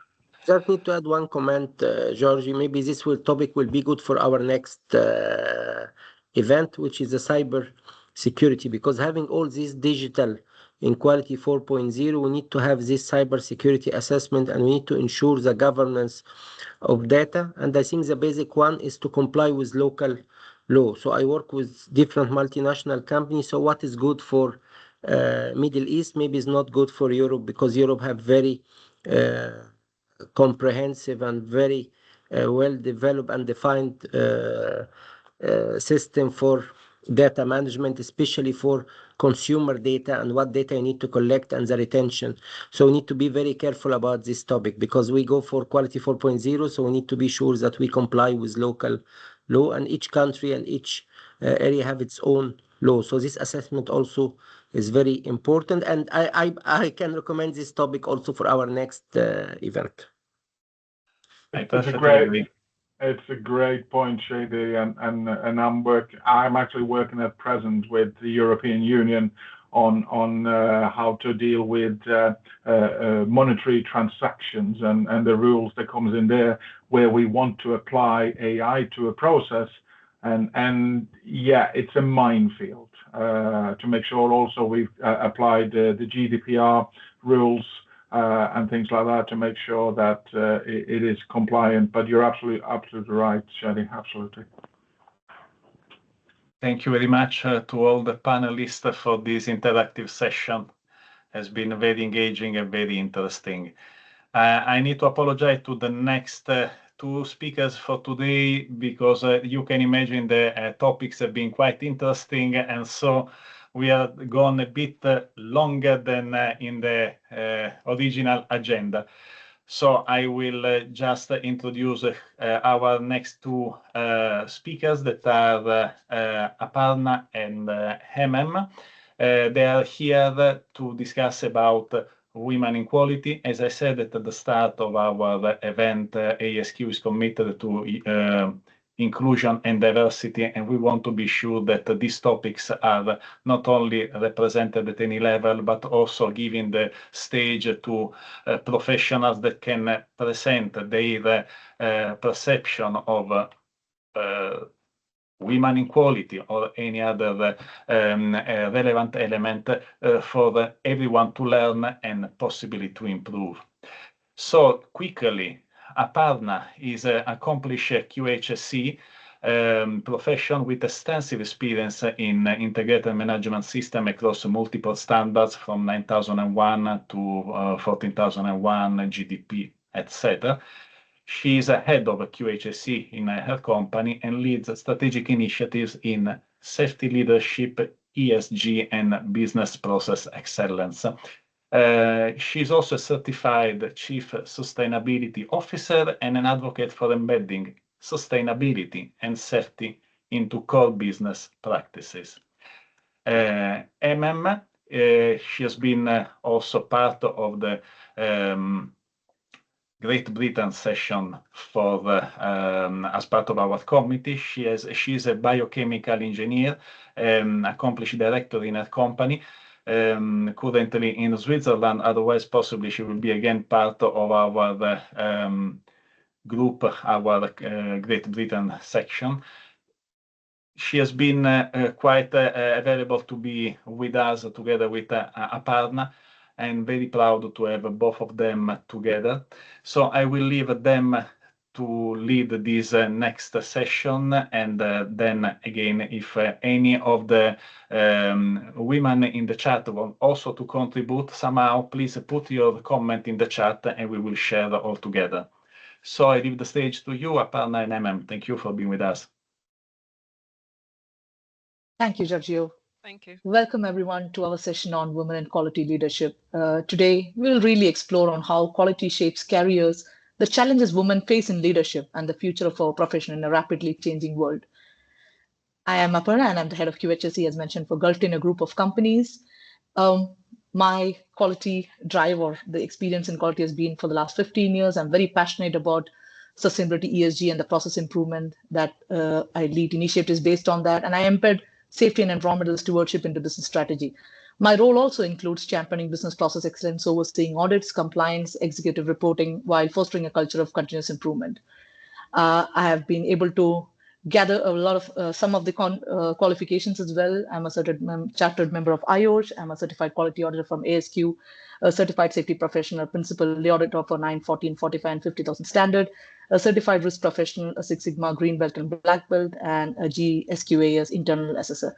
And of course, as rightly mentioned, joining me is MM. So I'll be moderating the session, of course, and joining MM as a panelist. So over to you, MM, for a short introduction. Hi, everyone. Thank you for inviting me to join the panel. My name is ASQ Kaite. I'm currently a director for quality engineering with Lonza. I am in the pharmaceutical industry, biopharmaceutical to be precise. I've been in the industry for 18 years. I've worked in different roles within quality management, QA, QC, and I'm currently working as a quality engineer, leading a team out here in Visp, where we are building quite a number of pharmaceutical facilities, so greenfield facilities, doing commissioning and qualification, and that's where I am today. I am a certified quality engineer with ASQ, and I did complete my green belt training as well, which I have found to be very helpful to bring quality tools together with improvement tools to really be able to deliver my job in quality and in engineering. Glad to be here. Thank you, Emma. That's a lot of experience and a lot of expertise coming out there. As I said, it's just both of us, and we've of course got a lot of listeners to look at what the current topic is. So, from women in quality leadership, that's the topic. So, what unique challenges have you faced in advancing your leadership role within quality, and what helped you overcome them? If you could give a bit of an insight. Well, being a female has its unique challenges. I think I can start with that and we'll all agree. Being a female leader, even more so, just because there is a natural or innate difference just in gender types and therefore how we lead. So as a leader, I feel that I am more empathetic and that comes just naturally to me. And so my leadership style leans more into the empathetic space. That can be a challenge and is a challenge when working in a male-dominated space such as engineering and CapEx engineering, where the leadership styles of my male colleagues are different. So it's a unique challenge in that way, right? However, perhaps it's one with time that I have gotten used to. It's kind of difficult to say what has helped me, but interacting one-on-one rather than with a group of colleagues does definitely help to have a decision making on a level that is more directly with the person rather than with a group of colleagues in a space. Being empathetic as a leader means I lead my team with that in mind. So I'm listening more closely. It might feel like it's taking longer, but when people are listened to, their opinions are taken into account. It really does show in the team performance. So for me, that's something I really hold as being a positive rather than any other indicator you could think of. So that's one challenge, I would say, just, the difference in leadership styles. To be able to advance in quality to where I am today, I found that I needed to step up and take control of my career. That may not be unique, but I just want to point it out because it may not be unique in that we all should be doing that. That's what I want to say, right? But I stepped up and took control of my own career growth, my own career development by ensuring that I took time and self-finance, say my certifications and certified quality engineering. I knew where I wanted to go, and so that has really helped me to gain that knowledge and expertise, of understanding what quality management is as a principle, as a subject matter topic within my industry. If there's anyone on the call who works in the pharma or biopharmaceutical industry, you will have heard of the GMP, Good Manufacturing Practices. It is our go-to point for like quality requirements and quality guidelines. And so it can become really only knowing what GMP is and not stepping out to understand ISO 9001 and understanding the history of ISO 9001 as the basis and how we build that into good engineering practices and how these all come together. And so that is important, and I'd say to anyone, do it. It will really expand your mind on just understanding quality management. I can stop there. I do have another example, but I'll throw it back to you, Aparna. Thank you. And it's in fact very right points, because there's a lot to do with driving the cultural change. There's a lot to do with how we can balance with the different things that we face. And of course, being able to influence people and making sure that they follow the right direction. That's really very challenging as well. Okay, and something else if we can think of, and the whole quality week is all about moving into the right direction, into the next level of quality processes. So of course, AI, the hot topic for today, right? And always, I would say, in the recent days. So in terms of AI, what kind of opportunity or risk do you anticipate? Of course, I can add on to that, but first would like to hear your perspective. I have not had much use of AI in my space yet, so I have very little to say on the topic, I'm afraid. Yeah, we've not brought it quite into our industry, nor am I using it on a day-to-day basis, perhaps just for reporting out of our performance metrics, but that's hardly AI, that's just dashboards, and dashboards have existed.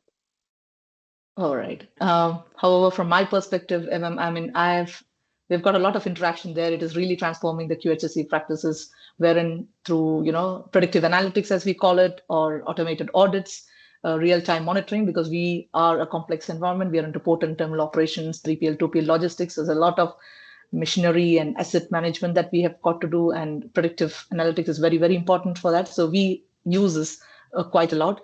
And from my experience or my encounter with having AI-enabled systems, it includes opportunities such as reducing incidents through the measures in place that we put, and of course involving more and improving our compliance levels, enabling a proactive risk management, I would say. So the risk, of course, involves data security or algorithm bias or our reliance on technology, because it is a fact that future lies in balancing AI with the human judgment, right, for ethical and effective outcomes. Because will AI ever be able to replace human? I think that's another hot question that comes up in every panel discussion that we go.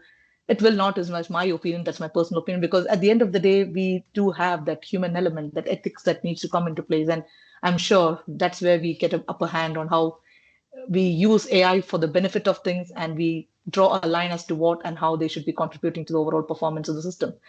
Yep. Very, very, of course, women in quality, a very soft topic. So what would be your advice? Of course, you've been 18 years in the industry, and a lot of challenges, as you said, you must have faced. And of course, you've been to the level that you are. So what's your advice to the young women entering the quality profession today to help them thrive and lead in a rapidly changing global environment? My advice to everyone, and not just the females, is the same thing. Take control of your career. Identify what is within your control and do that. I found that approach has worked for me, in that when I started my career, it was a kind of, oh, where do you want to go in 5 years? And then 5 years seemed so far, and I hadn't quite figured out today, or 1 year or 2. And so my advice is know where you want to go in 5 years, but put actions in today, right? Know what you want to do today. And when you know what you want to do today, you then look at what you can do by yourself, i.e. what is within your control and not so much dependent on somebody else. And if it is fully in your control and you can do that, do it. So you're owning your own career growth. And it's very, very important, because there is a general sense that, oh, a manager is supposed to take care of me. Don't do that, right? Yeah. If you're in control of things, you are showing up for your manager and saying, I'm ready to do this, and this is where I am going. That's one. You're acquiring skills that mean you're taking up additional challenges and really showcasing yourself when you do those skills. And therefore, your manager is looking at you and going, oh, I can rely on this person, and I can, put this person's name forward for the next challenge or opportunity that comes up in the company. So that's my advice, really owning one's career. The second one might feel, so I'm giving that advice to everyone, because male or female, I think that applies throughout. And there will always be bias, because this is human nature. So there is bias in the workplace. We all have to be aware of our biases. And so as you're aware of your bias, you become more conscious of it, and you're working on it. And you will maybe be on a receiving end. Try not to let it hold you back. In that, if you see bias, that is not your responsibility. Yeah, it's that person's responsibility. Your responsibility is how you react to it. Okay? And if you decide that your reaction is one that is going to elevate you past it, you are able to deal with that emotional space in a more constructive manner, rather than allowing it to hold you down. So absolutely, that would be my second piece of, because as for trying to fix everyone else's bias, that's too much of a responsibility to try and take on yourself. And and if you go into that, you could spiral down in a very negative way. And if you get into that negative space, then you're not really well, I feel that it doesn't mean you shouldn't say something about it to E&C board or report it. What I'm saying is, do that, but move ahead anyway, right? Don't let it hold you back. It is not it's the philosophy that I go with is my responsibility, and what I can do, I do. And then the other one, it's not my responsibility to fix the world. That is for them to try and be aware, work on it, and progress. Absolutely. Well, very well said. And in fact, being a woman in the leadership role, I would say from my own experience, to the young women out there is that they need to embrace continuous learning and adaptability. This is something which I have done. I have really, done that, and that's why I've been able to do and I'm able to be where I am, because these are the cornerstones, right, of success in quality leadership. I mean, technical expertise is essential. Of course, everybody should have a great, subject matter expertise when it comes to QHSE, as we call it, but that's not the only part of the education. We need to invest in developing that leadership qualities, the communication, and the strategic thinking skills, because influencing, I believe, change often, influencing change often depends on how well you connect with people and articulate those values. One other thing which I have personally done, and I would again, advise young people, is that we need to seek out for mentors and role models who can guide us through complex challenges and actively build our network, because that really helps. And in this part of the world, especially now, when we've got all these forums in place and all these organizations in place, there's a lot of mentorship that's available, and to give us that one direction as to where we should be, and a bit of a insight into what the profession is all about. Because many of the times what we come across individuals is that they land themselves into the world of QHSE by chance, and then they decided to pursue it by choice. So collaboration, I believe, opens a lot of doors to new perspectives and opportunities. So nobody should be shying away, as you mentioned, nobody should be shying away from opportunities or challenging projects, thinking that, oh, that's not for me, or I'm a woman, or I shouldn't be doing that. They should consider that as a best platform, right? That should be the reason to do it. Yeah, that should be the reason to do it, because that's the best platform where they can demonstrate the resilience, the innovation, and the problem solving ability. Of course, we are known to be more resilient, and we are able to manage those things. Because I also think that quality is no longer just about compliance, right? It's about driving the business excellence and sustainability. It's absolutely about that. And there's a lot of landscape evolving around those points, where in digital transformation, all these jargons of ESG priorities and customer centric models, these things are gaining a lot of importance. So when we have a lot of knowledge about this, and we combine the deep knowledge with our education and learning, and then bring that into an agility and growth mindset, I think that will adapt to lead the transformation, and that will really give them a breakthrough as to what they should be and how they should be. So they should have a direction, and then not take a step back thinking, oh, that's not for me, but go forward to say that that is for me. Because we all know that it's a very male dominated field, but women are no less to handle the pressure that it is available in this industry, right? Great. That's a good, yeah. I'd like to just mention a book that I read, Lean In, by, what's the author again? Sheryl Sandberg. It's written by a woman who has been in tech and has been a leader in tech. It's a good book to have a read on, because she really talks about her own challenges there. And in general, just in addition to that book, read up about leadership and leadership styles. There's a lot out there, starting with why, understanding your purpose, etc. So I just want to add that, and continue to learn. It's kind of one of the things that is within your direct ability to do, and no one can stop a person from doing that. Absolutely. And talking about just taking on opportunities, the other thing that I have learned is not to go for a job because you know how to do 100% of everything that has been put on the job advert. That you should never do. If you already know how to do all of it, why do you want the opportunity? Aim for something that you know some and you don't know others, because then you have that space for growth. And it's a good point to raise, because females, we have a natural tendency to want to know and be sure we can do all of it before we step in. But that means that we're holding ourselves back. So actively say, I can do, I don't remember what percentage now, but look for whatever percentage, but there must be something you're going into a new role to take on when searching for new opportunities and career. Absolutely. And connecting to that question, Emma, what's been your personal experience in getting those mentorship opportunities? Did you have any core mentors who helped you with things? Or of course, you've been 18 years in the industry now, but I'm sure in the early years there should have been, or there could have been somebody who must have influenced you. I definitely did. I did not start my career knowing about quality engineering, for example. I started knowing about QA and just reviewing and approving batch records. And then it took a bit of time before, it's just the industry. Biopharmaceuticals, we're making drugs, we're putting it in a vial, it's QA, QC.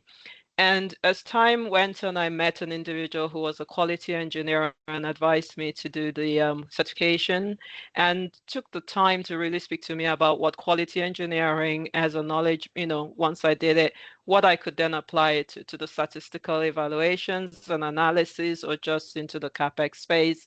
And my background, I studied biochemical engineering. So it was really a happy space for me to find that quality which I started with can now join up with engineering, and I can really become that, apply my technical knowledge.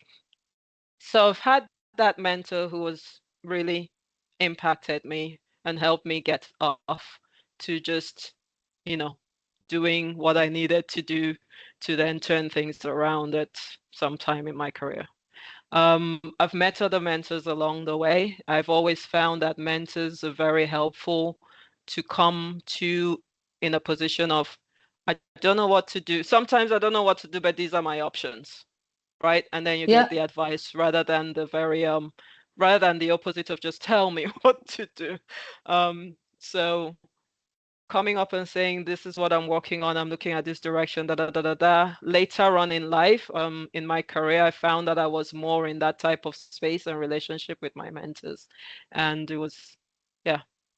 I've met a mentor as the head of engineering who definitely helped me, in the guidance. I've met a mentor in a professional body, the Institution of Chemical Engineers, who also mentored me on how to bring the experience I've had into a direction for chartership.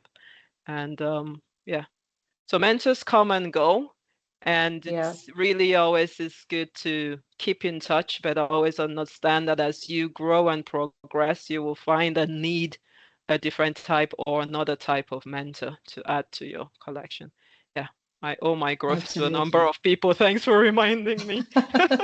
Absolutely.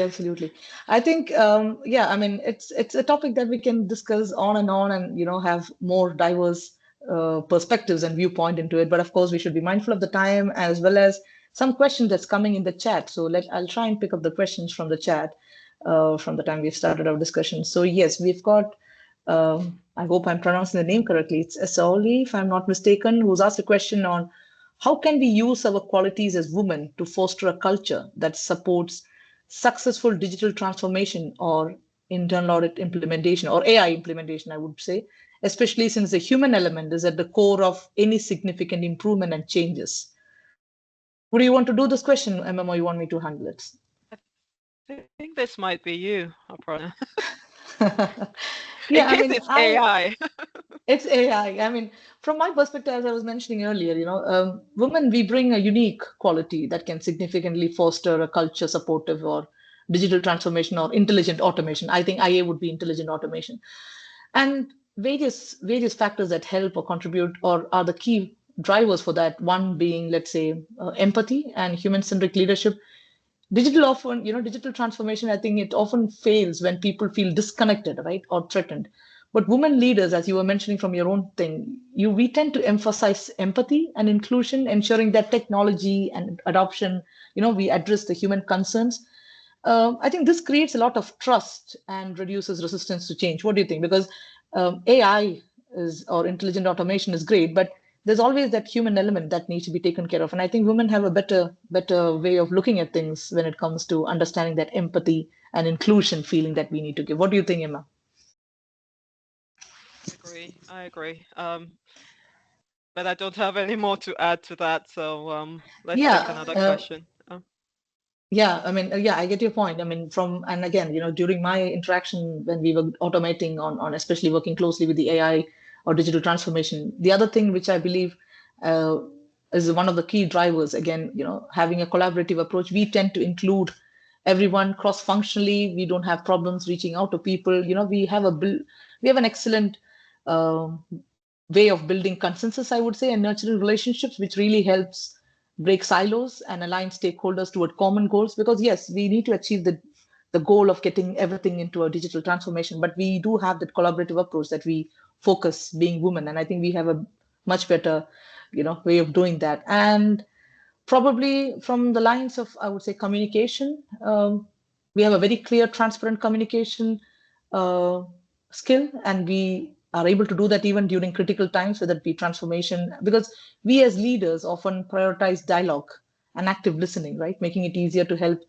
why we have to do this change, what goes behind it, how can we engage the teams, how can we make them feel valued and not under the threat of losing the job. Because technology improves the work culture and gives us the output and the productivity that we're looking for, but it is not taking away the jobs.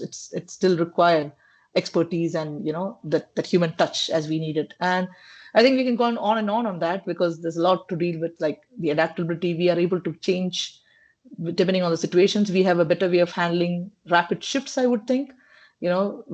Whatever be the momentum of the process that we are handling, but we can always challenge or accept challenges and adapt to those challenges at a better pace. We've got the ability to do that, and there's a lot of ethical considerations that goes into our thoughts when it comes to processes and changes, because women leaders, I believe, often advocate fairness and diversity, ensuring technology benefits all of the required and it avoids the bias, but we do have that human touch to where we are able to bring in that diversity element into it. So I think that's you forgot the ability to multitask.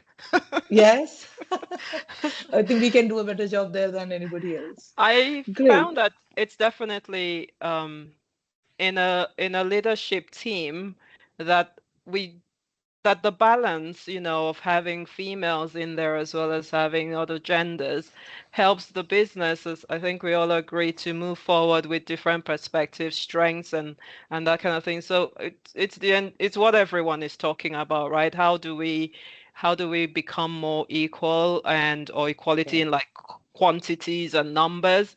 It's not just for the statistical reasons. It's because of the diversity that comes with it in skills, and soft skills, whatever skills, knowledge, and just natural strengths.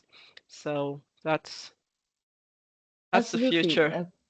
Yeah, because of course I remember that Nancy started the presentation with the thought of empathy at the top of leadership quality, and we are the embodiment of that quality or the value, because we are able to do that and make sure that everybody, when in a forum, we make sure that everybody feels comfortable, everybody is able to get those challenges addressed in the same manner, and we have a special skill in managing that better than anybody else, I would think.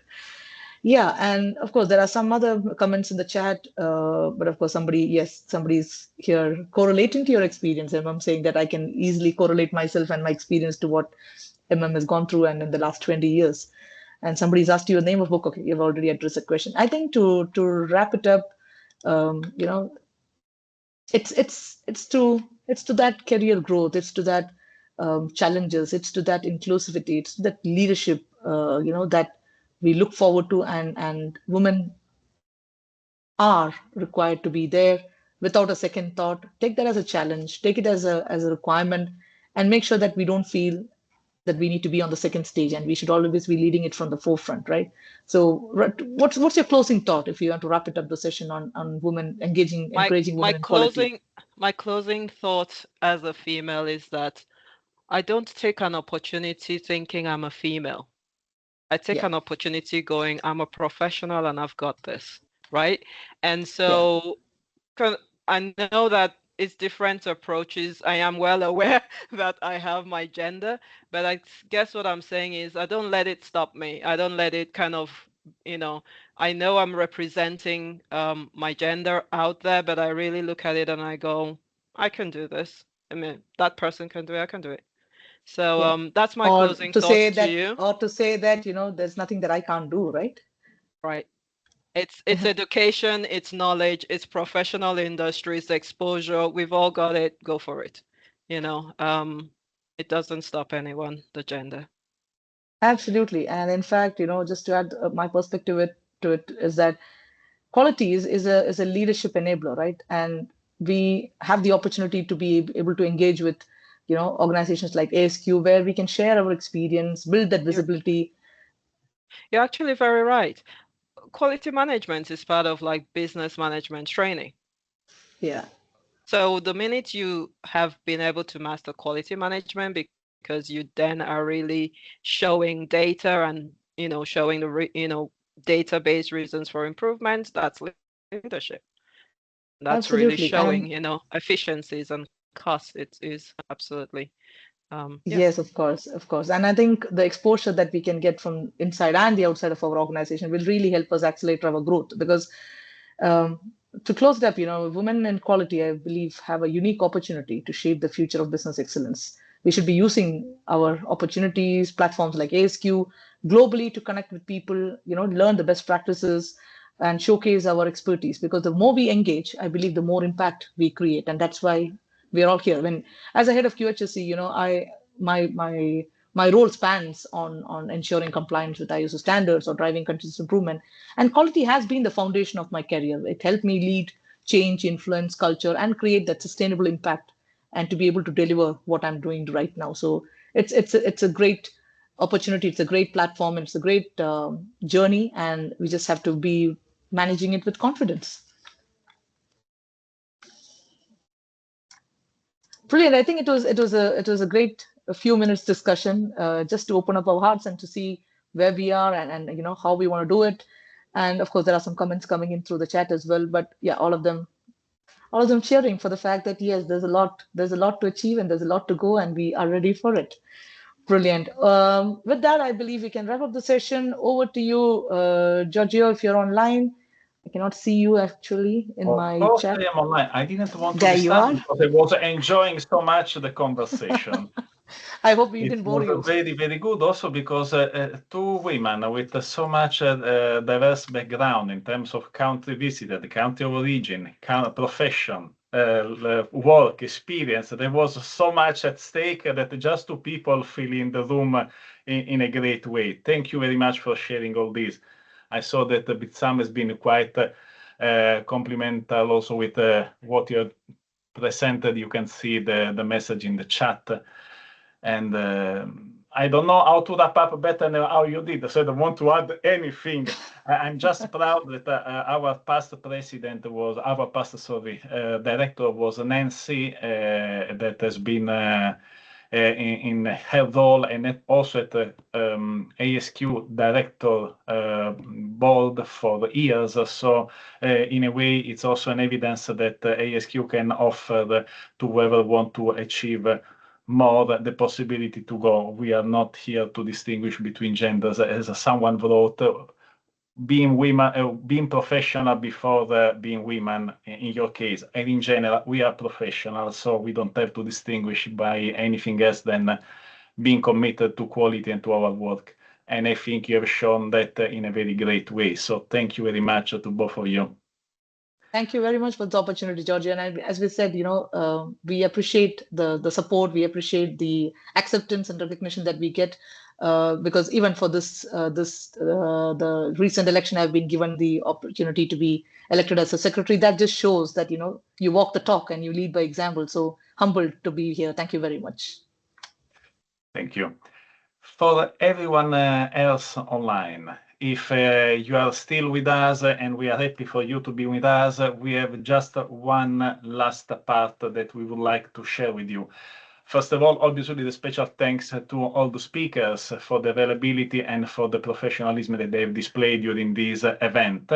All the sections involved, as you've seen, we have had people that were in the capacity of section representative, and usually they were the chairs of the section, or as a speaker as well as a professional expert, subject matter expert. So they worked twice for us.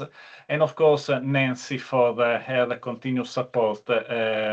She should have been also part of this panel, last panel, but she couldn't. Anyway, she set up everything in a great way. And of course, as we saw, the conversation was great.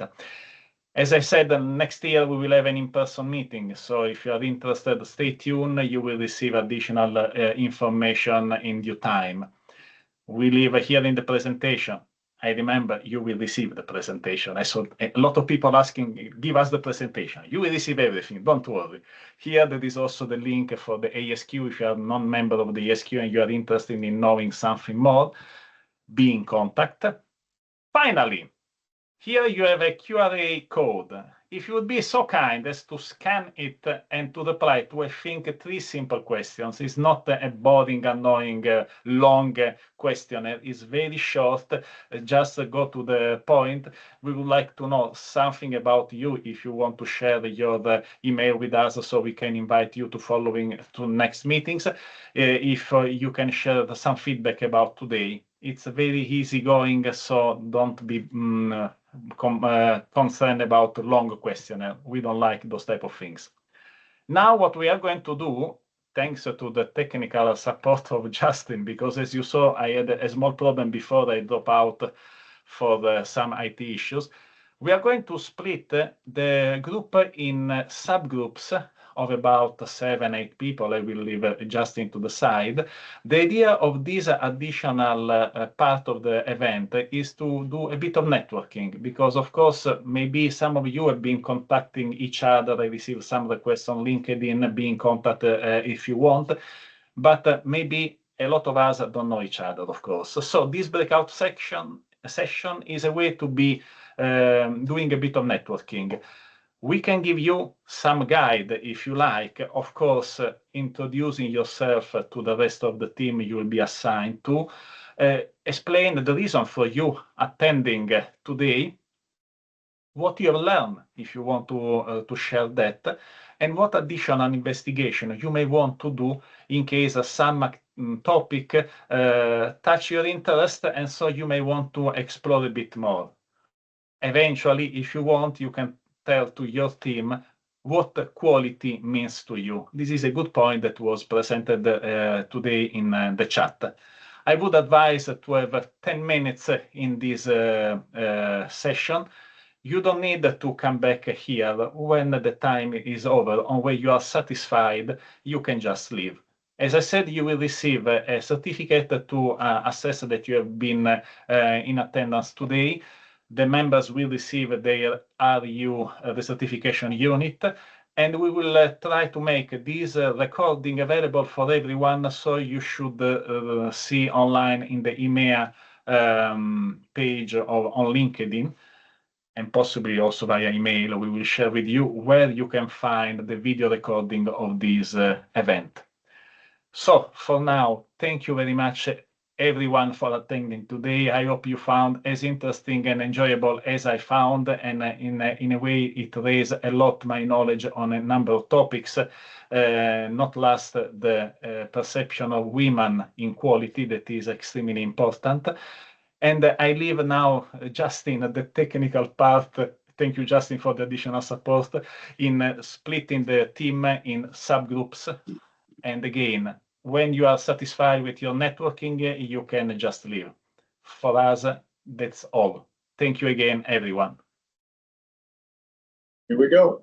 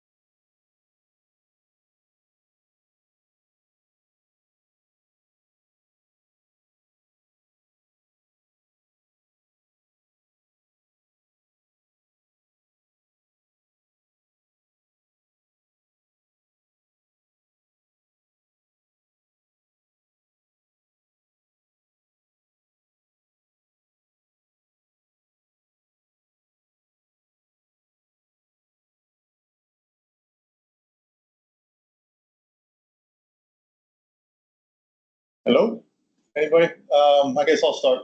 Obviously, the reason for me attending today is I'm one of the member leaders in the UAE, and I'm interested in helping and collaborating with other quality professionals, and definitely learn about the construction quality side of it. It's one of the new areas that ASQ's brought online. It's not my field, but it's definitely something interesting that that I think a lot of the population here in the UAE is going to be interested in. So yeah, that's what I'll be looking to explore further. Anybody else here in the room look to go? I'm here. Let me see if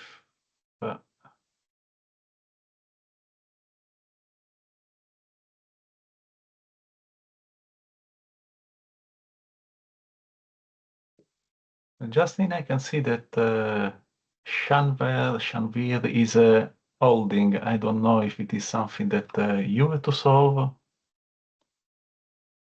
I cannot do anything.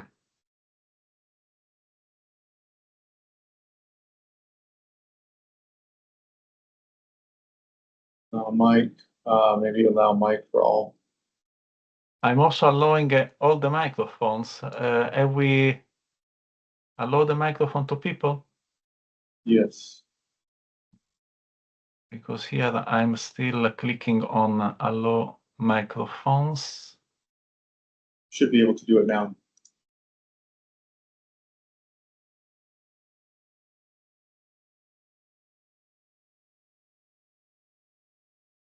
Nope. I don't know. I'm still clicking on allow enable microphone. If you can check the other chat, the other groups, just to be sure that they can talk, because you have the same ability of as me. Hello, can you hear me? Can you hear me? Yeah. Oh, hi everybody. Hello. Just checking the mic. It works. It's working now. I really enjoyed the presentation, all of them. It was a really good conference. So I really appreciate all of the AI details. It's a lot of stuff to take in. It's a lot of stuff I don't know, so need to learn.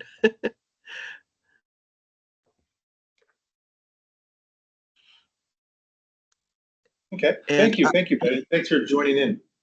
Yeah, I got to join from California, so it's the middle of the night. I'm trying to be coherent. So yeah. I know how that goes. I'm an Oregonian, so I'm displaced Oregonian. Oh wow. Same time zone. Exactly. Thank you from California. Well, today we are quite representative of a lot of different countries, because we had registered from all over the world. I didn't mention that, but I thought that you could have understood when Jan presented his slide just for the Great Britain section. There were a variety of people, but it's something similar for other sessions. And we have had quite a lot of interest. It's a pity we didn't reach all the number of registrants, but we were at a much higher number of registrants than the actual attendees. We are quite happy about that. If anyone else want to take the stage and introduce themselves, I think I talk enough for today. You know who I am, you know who Justin is.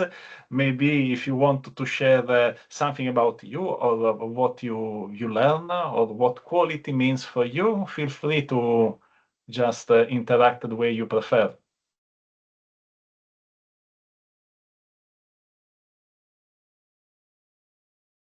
Remember to unmute yourself, because you are on mute. I think we opened the functionality for everybody. So. Oh yes, I checked that you did everything for everyone. So now everyone should be able to. Abdulalim, Isaac, or Latif, Shanvir, or Farhad. I don't know why Shanvir is on hold, but maybe something with him. Now also Farhad is on hold. Okay, maybe they are busy in other conversation. It's not anything that we should solve. But meanwhile, one take the become braves and come on board with us. Let us just interact a moment, Justin. As I said, thank you very much for all the support. And as I was saying during the presentation, your section has been quite pivotal in giving some advices and some examples of good practices also to the Great Britain section when I was a chair, and so your leadership is very, very well appreciated and of help, I must say, can be replicated likely for us. And yeah, thank you. I think as Nancy said, Carmen and Rex have been kind of the drivers of that for the last few years, and so kind of following along with what ASQ has in their member engagement handbook, trying to do different things and reach people where they are and what they're after with their membership and what they need to help them progress, either through certification, networking, or just having a community to pick someone's brain. We try to do that. And so yeah, hopefully we can continue that with the EMEA section. Thank you. Well, if I may share about today, what I like a lot, apart the variety of the event. Now, I shouldn't say so because we are the organizer, but again, if any of the person in the chat want to share their feedback, feel free to interrupt me anytime.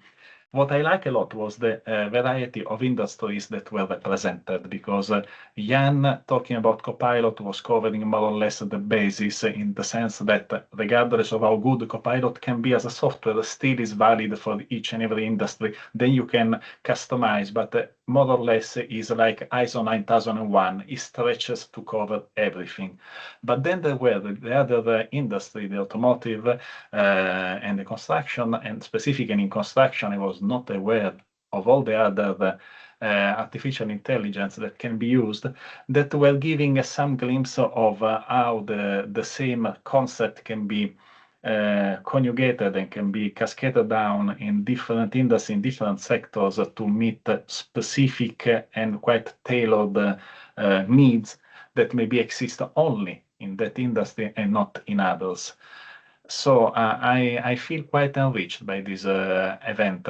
And as you can imagine, as a committees, we were inviting the speakers, but we didn't interact about the content they were going to present. We just asked for the presentation. Of course, we gave the topic, but then it was the richness of all the speakers that made quite a difference for this event to be so interesting.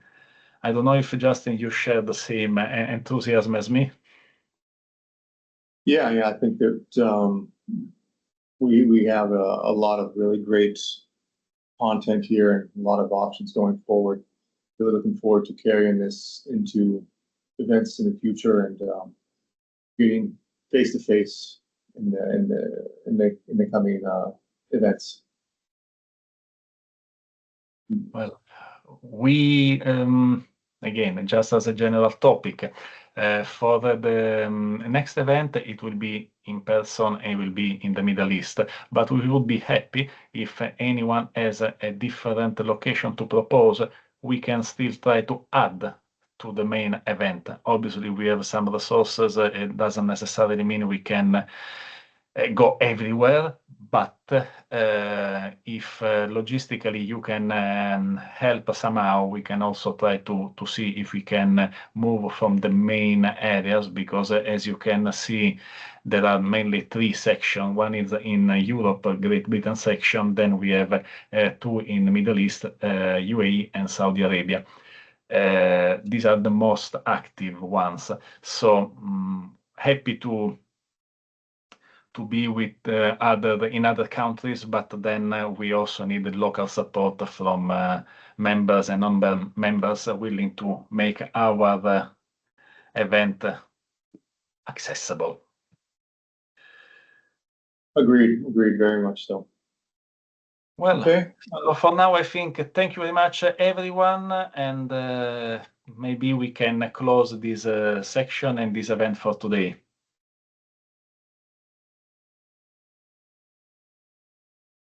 Okay. Have a nice day, everyone. Thank you. Thank you very much.